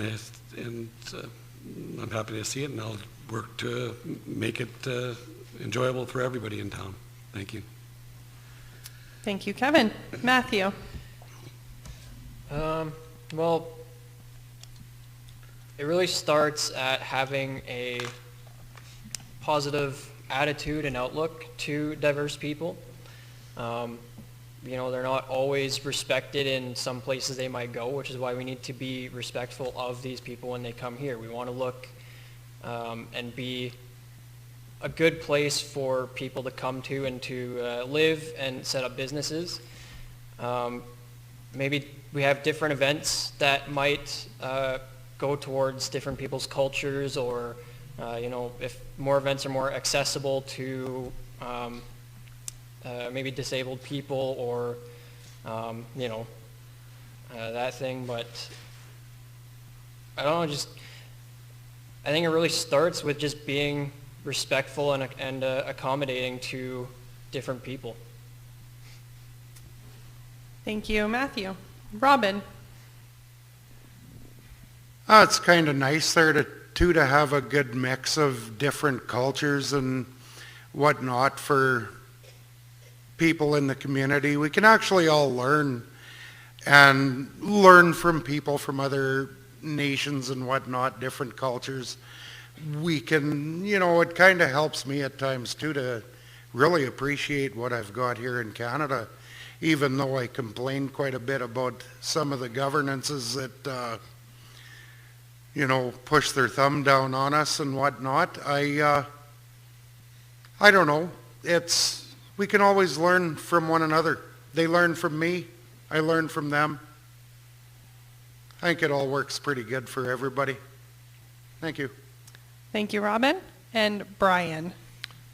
It's nice to see that there's a number of different populations of different cultures coming to Estevan, and right now we've had an influx of a lot of people from the Philippines that have come to Estevan. They're very strong workers. We have a lot of them employed with the city of Estevan. They do a really remarkable job in the leisure center, at the parks, at the hospital, and we also have them, you know, at cars lots doing mechanical work. So they can be trained, and any other culture that comes to Estevan. Now we're going to have Ocean Man. They're going to be putting in the solar array system south of Estevan. We're going to be working closely with them. We also have the Ukrainian people over there that are coming to Estevan, and we have to help them out. We've had many different cultures in Estevan, Greek restaurants, we've had Chinese restaurants. We have all of that happening here, and it's great for our community. We have a very strong community that accepts these people, makes them feel at home, and it's great. Thank you. Thank you, Brian. All right, we'll move to group 2. So their question is, the decisions made by council impact all citizens of Estevan. What is your decision-making process, and how would you handle it if council made a decision that you didn't vote for? And we'll start with Tom. Oh, good. Why, thank you. decision-making process, I like to get around. I've been walking around town listening and learning and asking questions all over various businesses at the fire department, et cetera, et cetera. It's the collaboration and it's the consensus and finding out what the needs are of the various interests and interest groups. If council makes a decision that I don't agree with, I will have to accept that because it's called a democracy, and if the majority says yes, then too bad for Tom. Thank you, Tom. We'll move to Dave. As far as the decision-making process, basically gather information, get as much input as you can, definitely talk to people, make sure you've got solid information, I guess, and then move forward. And as far as, if council makes a decision I don't like, I'm only one voice, so I just got to suck it up. Thank you, Dave. We'll move to Kirsten. Thank you. My style when approached with a problem or a challenge is to look for those voices with experience. So often on council we rely on reports from management that help us review what's happening both in the city of Estevan, but compare it to cities across the province. I also am an advocate for policy that creates decision-making tools, to be really intentional about taking a problem, pausing long enough to look at it from all angles before coming to a conclusion. When there are decisions that council makes that I don't agree with, that's part of being on a team, is having your vote, making your statement, and then joining with the team and continuing to work together for the benefit of the community. Thank you, Kirsten. We'll move to Stephen. Thank you. Could you repeat the question, please? Yep. The decisions made by council impact all citizens of Estevan. What is your decision-making process, and how would you handle it if council made a decision that you didn't vote for? Okay, decision-making process. For me, I'm a reader. I read. I read, I learn, I talk to people, and after I have all the information from all sides, I make a decision. That's my process of how my mind works. I'm a firm believer that all problems have solutions. Every single solitary problems have solutions. Not all solutions are wise and sensible, so we have to find the proper common sense solution. If a council makes a decision that I'm not agreeing with, that's fine, because that's democracy, and I agree 100% with Tom. Tough luck for Tom. No offense. No offense to everybody, but I've mentioned this before in the Mercury and all that. I am a firm believer in democracy, and democracy means majority rules, and so somebody is going to be out of luck. So sorry. Thank you, Mike. Thank you, Stephen. Ryan. Thank you very much. Well, like my twin here, I agree. Most of the time when I do my decision making, I do critical thinking process. I read, I understand my situation I'm in, and I move on from that with all knowledge that I have. If I run into a vote that I don't agree with, well, I'll simply still vote no. I won't abstain. That's for cowards. And we'll work with that, because like my fellow colleagues here said, it's democracy, so that no is important, but so is the other yeses. Thank you very much. Thank you, Ryan. Okay, we will now move to floor questions. We will keep them in the two groups and then rotating through the order of responses to each question. So we will have time for 6 questions tonight. Unfortunately, if you wanted your question to be answered by all councillors, please stick around. I'm sure most of them would love to talk to you more. So when you want to come ask a question, come on up. It's right in the middle. And we ask that all people asking questions, please be very respectful and concise with your time. We wanted to give the most amount of time possible to floor questions, so just remember others probably have questions as well. So candidates will have 1 minute to respond. So who wants to start us off?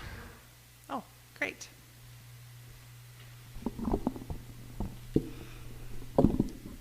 Hi, my name is Gabrielle, and I'm a future voter. I'm involved in a lot of sports in school and out. Do you feel the construction of new facilities, such as a rink or field house, should be a priority in this upcoming council? Thank you. So we will start with group one, and we'll open with Kevin. Not at this time. Our population hasn't grown for 50 years. We have 2 rinks, and we have to live within our means. And like I said, my first priority is to get rid of the debt and then reduce taxes and grow the community. So not at this time. Thank you. Thank you, Kevin. Matthew? Thanks for the question. As I said in my introduction, I've played sports since I was a kid. I've been in sports in a long time. So I do think that having sports facilities and related facilities for young kids to enjoy and have something to advance them in their maybe future sports careers is very important. So if it is something that is doable within budget, I think it's very important for us to investigate and see if that's something we can do and maybe make that a part of our yearly plan. So it really depends on the budget and if it's something we can afford to do. But yeah, I do think it's very important year by year to have sports facilities and places for kids to enjoy themselves. Thank you, Matthew. Robin? Thank you for the question. Yeah, I'm not going to dispute that we should be, keeping our eyes looking forward towards, the future and building new facilities and whatnot. But right now the time is not going to work for the population. It's not going to work for our budget. I can guarantee that. It's one of those things that needs to prove itself as far as the viability of building such expanded projects. Right now we need to focus on other things that are a little bit more important rather than stealing a little bit more from our future. Thank you. Thank you, Robin. Brian? Thank you for the question. I'm going to say no right now with support for the rink because, once again, I've been off of council for 8 years. I'd like to look at the financial picture. I'd like to take a look at the 1-year, 3-year, 5-year plan for the city of Estevan. Where are we going to spend the big dollars on? And this might be one of them, but I know that there's others that are out there too, and that's where maybe the focus might be for a good chunk of this money. We do need to have a close look at facilities and see how they're used, see if there's room for maybe some of these events to occur, and split them up a little bit, and see if there's more of a sharing with other facilities that we have in the city of Estevan. But right now, I don't think we're really able to afford it. Thank you. Thank you, Brian. Shelley? Thank you for the question. And as you said, you're a future voter, so I like to think of the future as well. But there's also, we have a need for a rink. We also have a need for a field house. We also have a need for an outdoor pool. So there's just not one facility that people are asking for. As City Council, we have multiple groups coming asking. So yes, there's a plebiscite coming up that's going to ask whether or not anybody is in favor for building a third ice surface. But as a city councilor, you also have to look at the broader picture and see, once you build this facility, how much does it cost to run it? When the Civic was here, it was $300,000 in the budget. So now you probably could project about $350,000 to $375,000. So that's on an older facility. What would a new one cost? That we'd have to look into that as well. So it's not just about building it, it's also about whether or not we can afford. So I'm open to all possibilities. Sometimes if you keep looking, you'll find grants, you'll find different opportunities. So sometimes when there's a will, there's a way. Thank you, Shelley. All right, we need another question from the floor.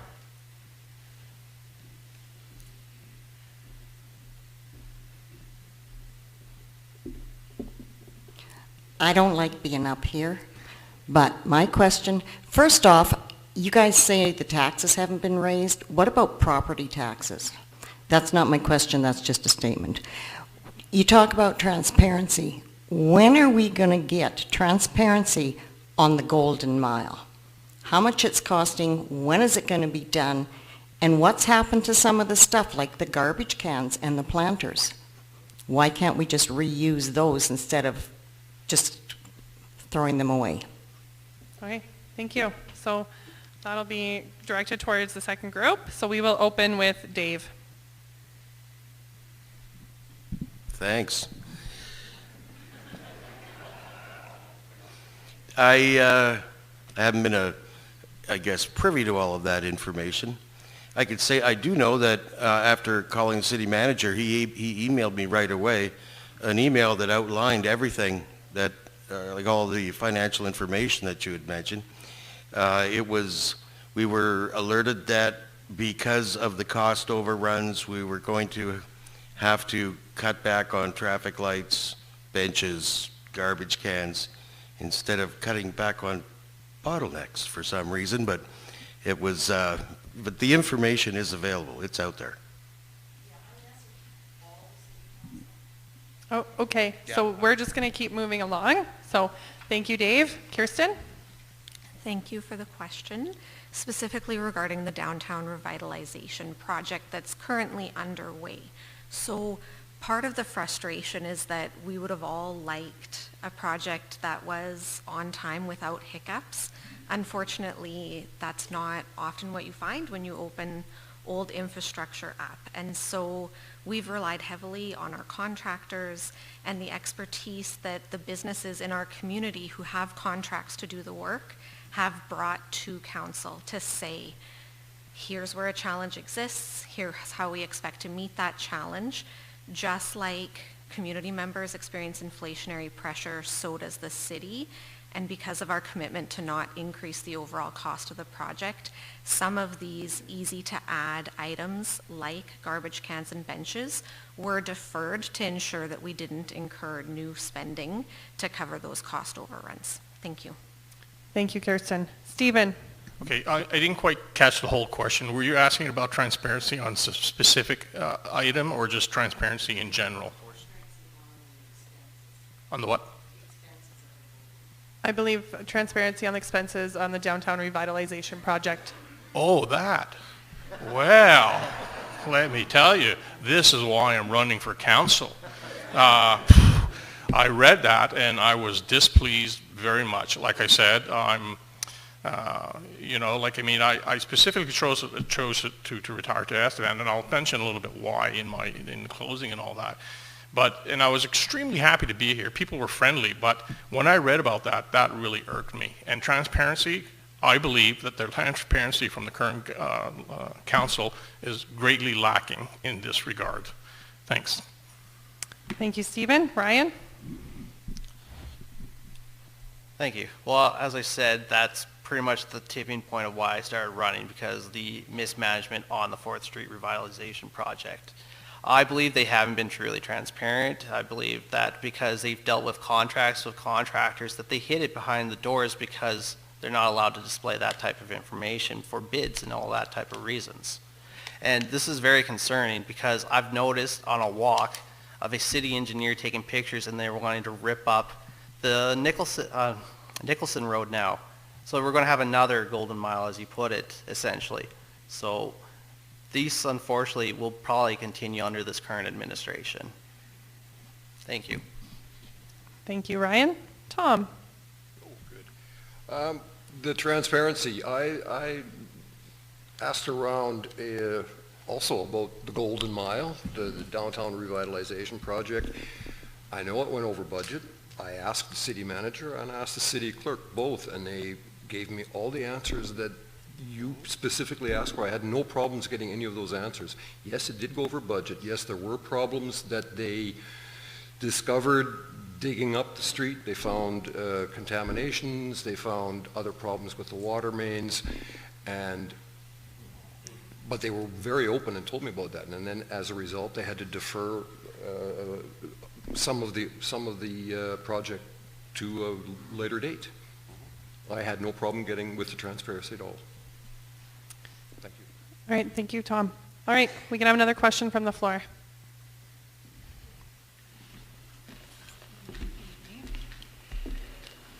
Good evening. My name is Strix. I've been living in Estevan for 30 years. And my question is, over the past few years, the existing Estevan City Council, the incumbents, have been progressing on increasing accessibility around the city, not just for people like me who require some mobility aids to get around, but for everybody.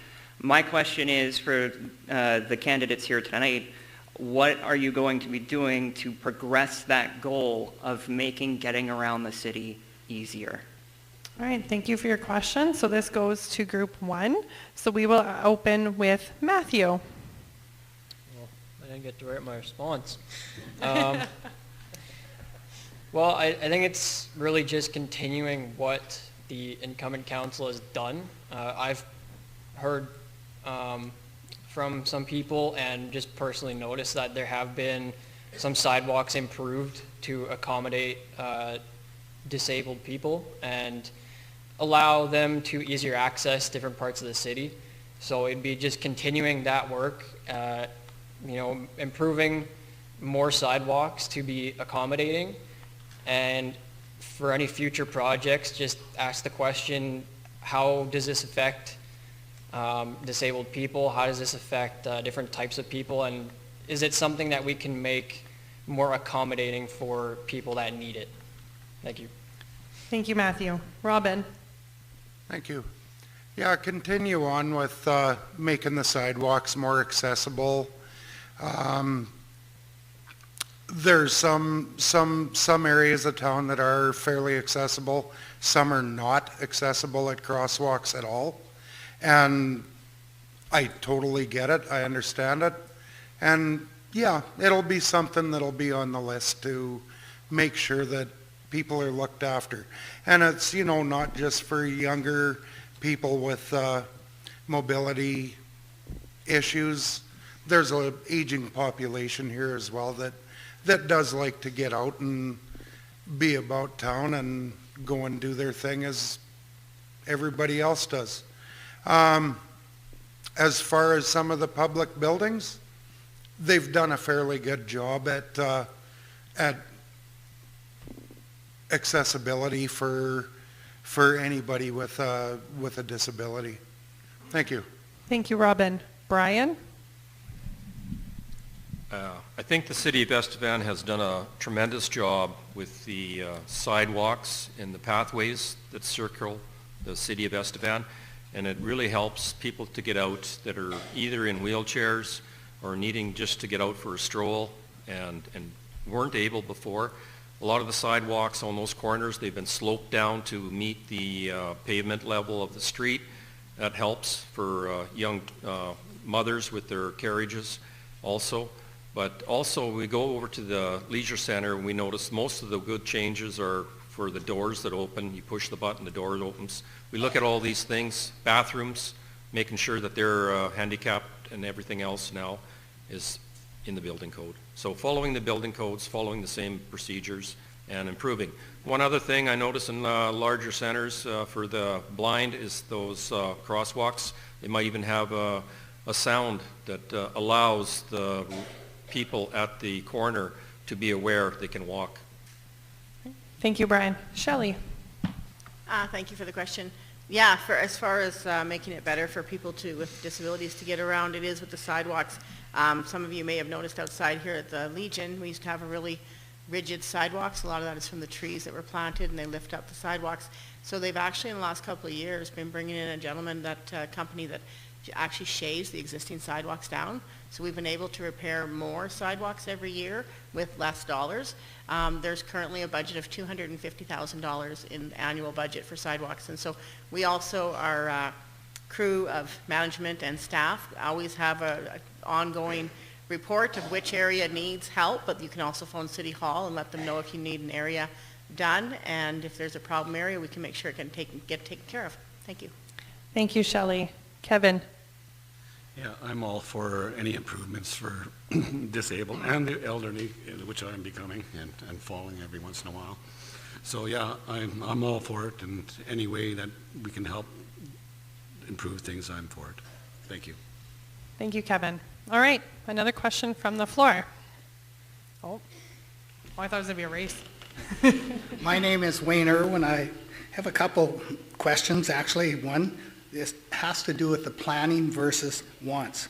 Where is the 5 or 10-year plans from our previous councils in Estevan, and why are these plans not more transparent? Will you, as a new council, plan on implementing procedures so everyone knows what these are? All right, so just to make sure I got it right, so you're looking for the 5 and 10-year plans from previous councils and following, where are they, and following those? Yes. Where are those plans and why aren't they transparent to everyone so people can vote on them? Okay, thank you. All right, we will open with Kirsten. Thank you. During my first year on council, we did go through a strategic planning process, both as council but also with the community. So many options were presented because it was during COVID. So if people were more comfortable at home, they had online opportunities to provide feedback about the strategic plan.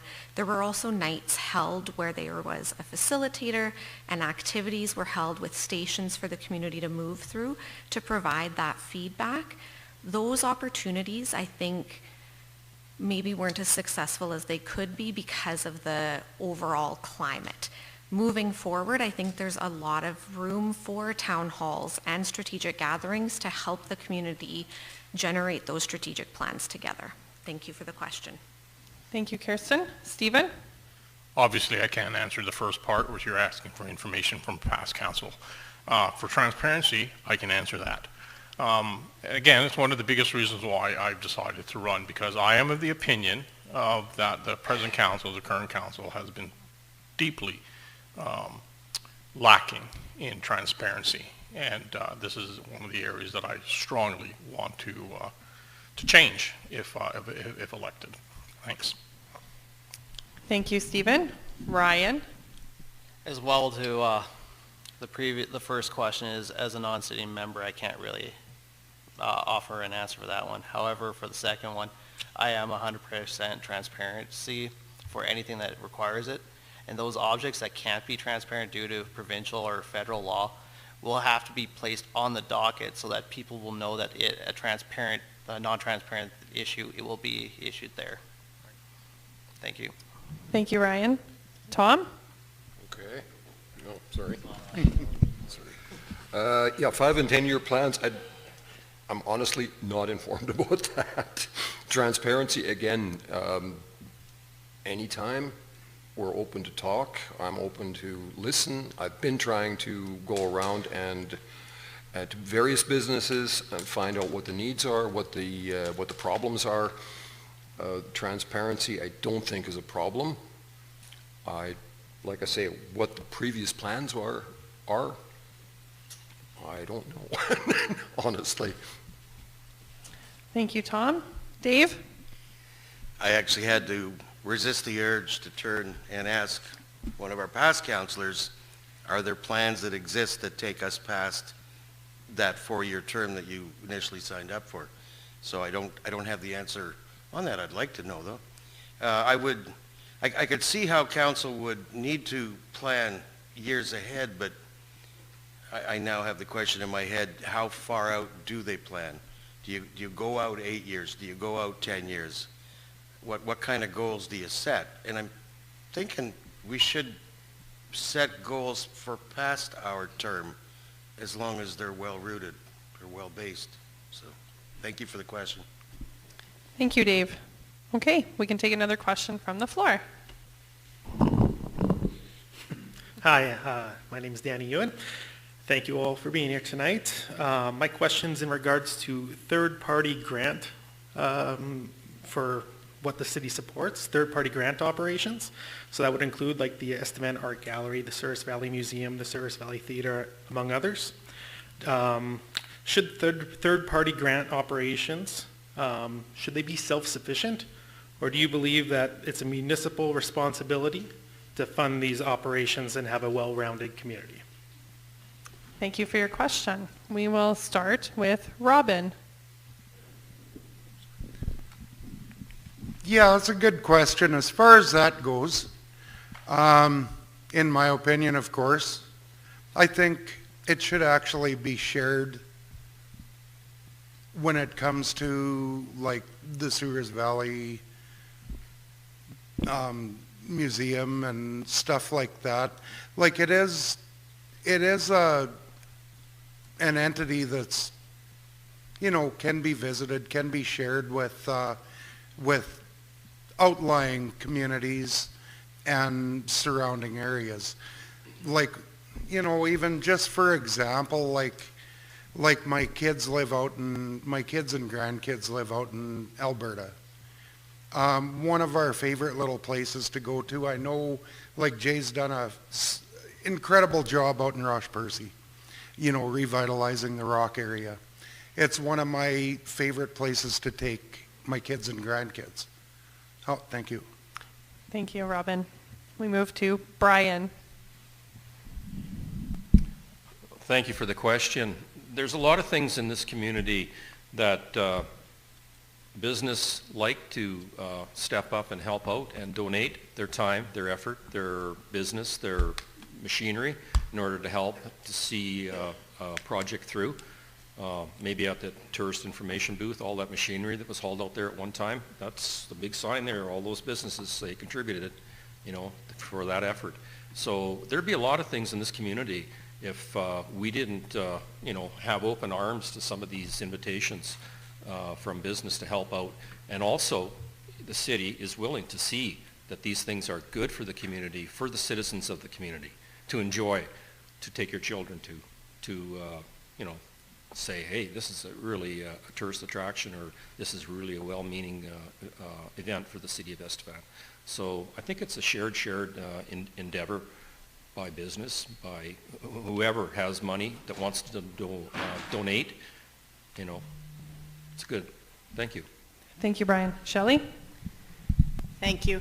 Yes, I agree. I think the city does need to support these third-party grants. A lot of them have to do with the arts and culture, and that's really important. So I agree with what Brian just said, how it is a shared endeavor where there are businesses that step up and support these groups. The community supports them by going out, and the volunteers that are part of these groups are huge. So again, it's just amazing when you actually become a part of one of those boards, which they are all looking. For anyone here tonight that is looking for something to do in the evenings, every one of those third-party grants are looking for people to help out, just to volunteer, have your voice. And the children in our community that are able to participate in the camps, participate in even just the art classes, and the knowledge base that they get just to be able to experience something, especially even at the library, is amazing. So it's good dollars well spent. Thank you, Shelley. Kevin? I also support these amenities because they're just like the rink or anything else. They're for the community to use, and so I support it, and I think we all should support it. Thanks. Thank you, Kevin. Matthew? I think we're a very grateful community with lots of businesses and entities that help out with donations and sponsors for these third-party places. But they still do need a lot of help municipally. They benefit Estevan. You know, we can all visit these places like the art gallery. So while they do get a lot of help from donors and sponsors, they still need help from Estevan, the city of Estevan. So I think it's really a lot of everyone coming together to continue to keep these places funded and running for the future. Thank you, Matthew. All right, we have time for one more question from the floor. Sorry? I have a request. Okay. Oh, my nose. Can somebody bring me a tissue, Oh, please? yes, I don't have one, but in that time, if somebody wants to get in line. Oh, look at that collaboration.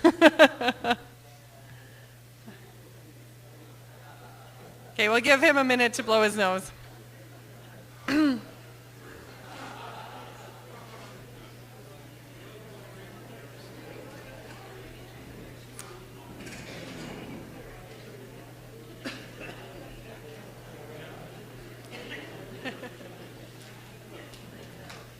Yeah.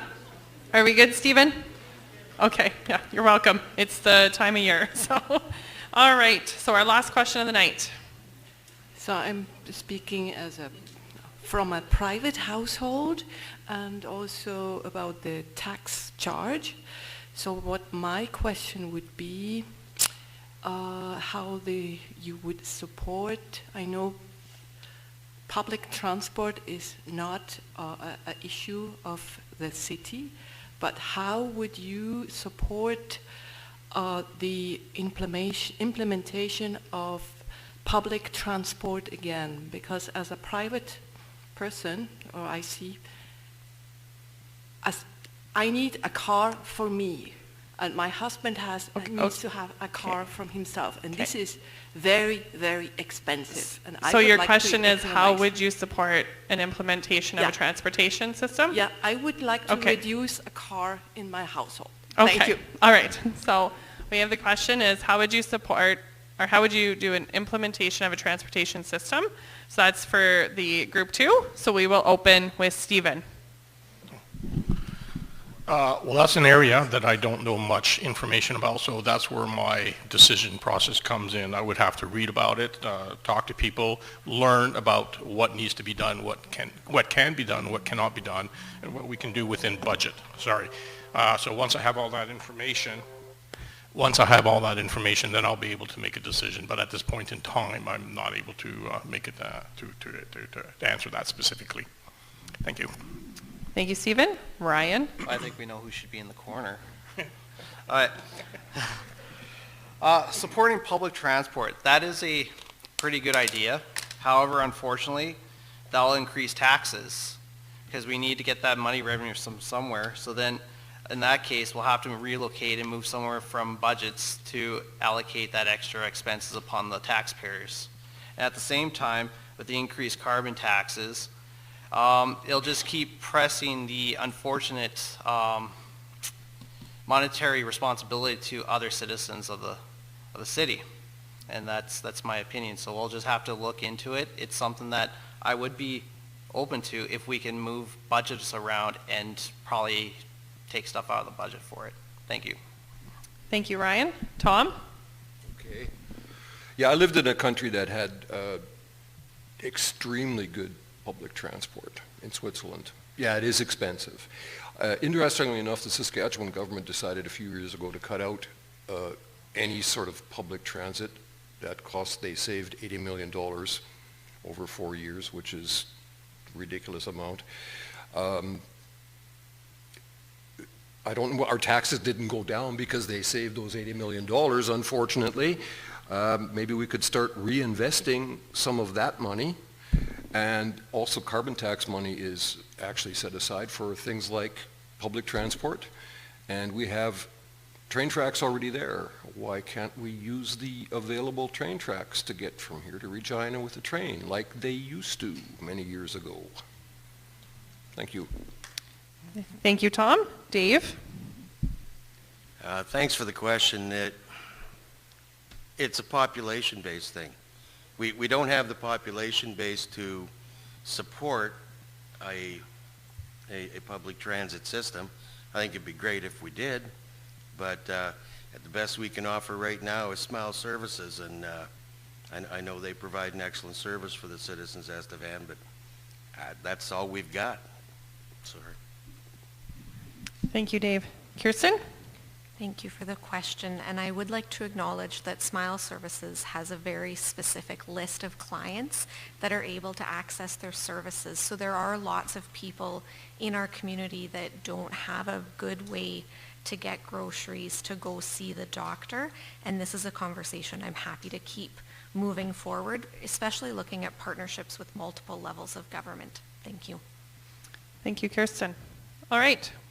Are you all willing to stick around if people want to talk to you after? Yeah? Okay. So they'll be around if you have some questions that you wanted to talk to them about. But we will move to the closing statements, and we will do the closing statements in reverse order of the opening remarks. They will have 1 minute for their closing remarks, and we will open with Ryan. So, to begin, I'd like to thank everyone for showing up tonight. It's a very important process. Like us or not, 10 of us 6 of the 10 are going to be on the council, and hopefully we move the city in the right direction. I'd like to thank the Chamber of Commerce for holding the event and for keeping it at a good pace. Thank you very much. And for anyone out there that has any more questions to me, yeah, just come and yell at me. I'm ready. Thank you. Thank you, Ryan. Stephen? So for me, the bottom line is this. I'm running for on a true conservative platform because I believe that a large percentage of the population of Estevan are in fact conservatives. That's why I moved here. I also believe that the current council, no offense to the current council, but I'm of the opinion, I believe that the current council have failed in their duties to the citizens of Estevan. I feel that they've failed in their fiscal responsibility, in their transparency, and in their communication, big time. If elected, I would like to change all of that. So if the citizens of Estevan also believe that the current council have failed in their duties, then vote for me, Estevan Daniel. And not just for me, but I also need you to vote for the other like-minded conservative candidates because I cannot change the council on my own. Thank you very much. Thank you, Stephen. Kirsten? I would like to thank the community for the first 4 years in my role representing you both at the council table, but also as we represent you for different agencies across the province, as we welcome people into our community for events, as we go throughout Saskatchewan and Canada to learn more about the issues that are facing us in our community and draw ideas and solutions from other communities. And as we head to the polls on November 13th, I would ask that you help me in facing the future together, looking for candidates who want to build on the success we've already had and continue to invest in our community. Thank you. Thank you, Kirsten. Dave? Well, thanks for the opportunity to speak here tonight I guess thanks to the Chamber of Commerce. I don't have any magic words for you. You guys have got a real tough choice ahead of you. You've got a good table of candidates up here, and I wish you guys the best of luck in deciding who you're going to vote for, and I wish all the candidates the best of luck in the coming election. You stole my line. Gotcha. Thank you, Dave. Tom? Yeah, the job of the future council is to always to work in the best interests of the city. Obviously, between the 10 of us, we've probably got about 15 different opinions. That's all right. To do that job, you have to be aware of what's in the community and what the needs and wants are, and be informed. That's why I've been sort of walking around town to the various businesses and the fire department and the police station, and not to get arrested or anything, but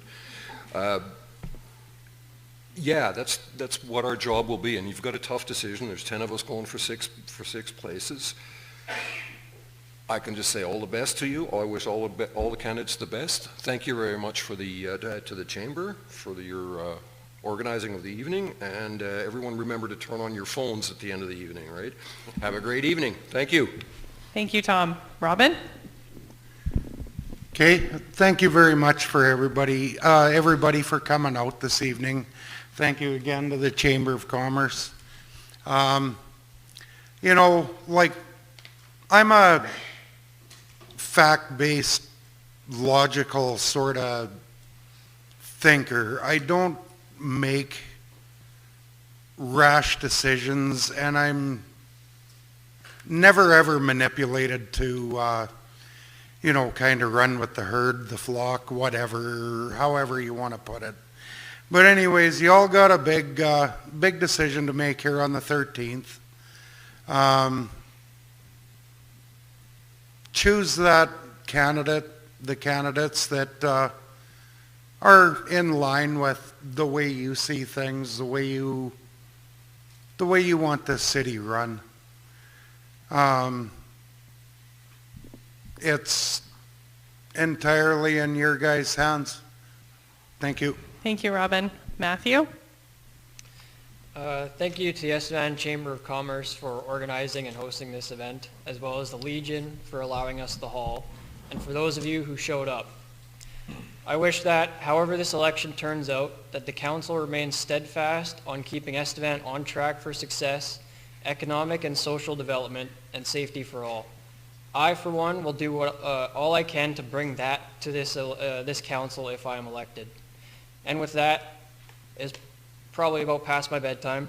So I wish everyone safe travel home and a good night. And if you haven't voted yet, don't forget to vote. Vote for me, please.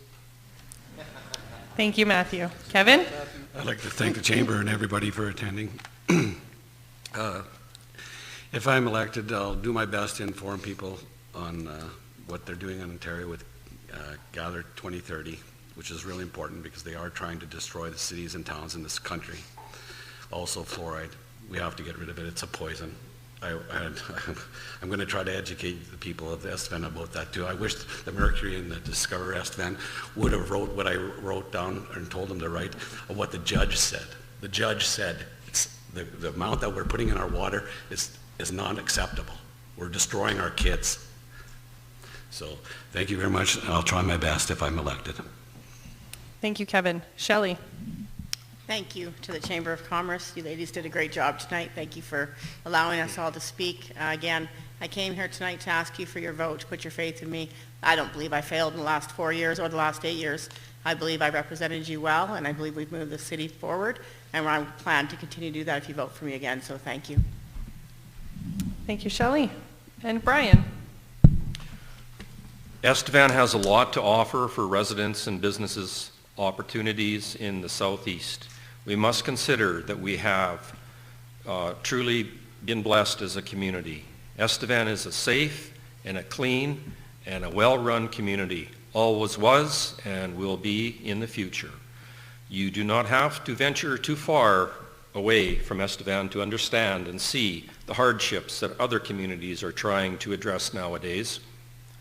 In closing, I would like to thank the Estevan Chamber of Commerce for hosting the debate event this evening, for all of you tuned in at home and that came out this evening, all the candidates for all the positions that they have decided to let their names stand for in this election on November 13th, 2024.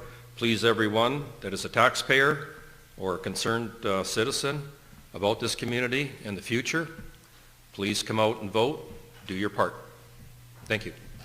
Thank you. So I just wanted to say, yes, thank you.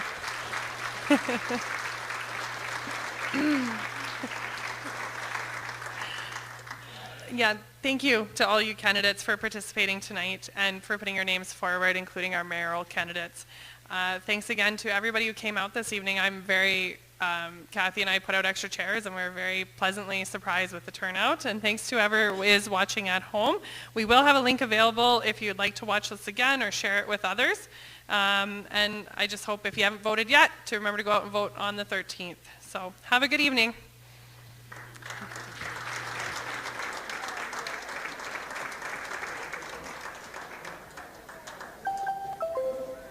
If you'd like to share your feedback on the program you just watched, contact us today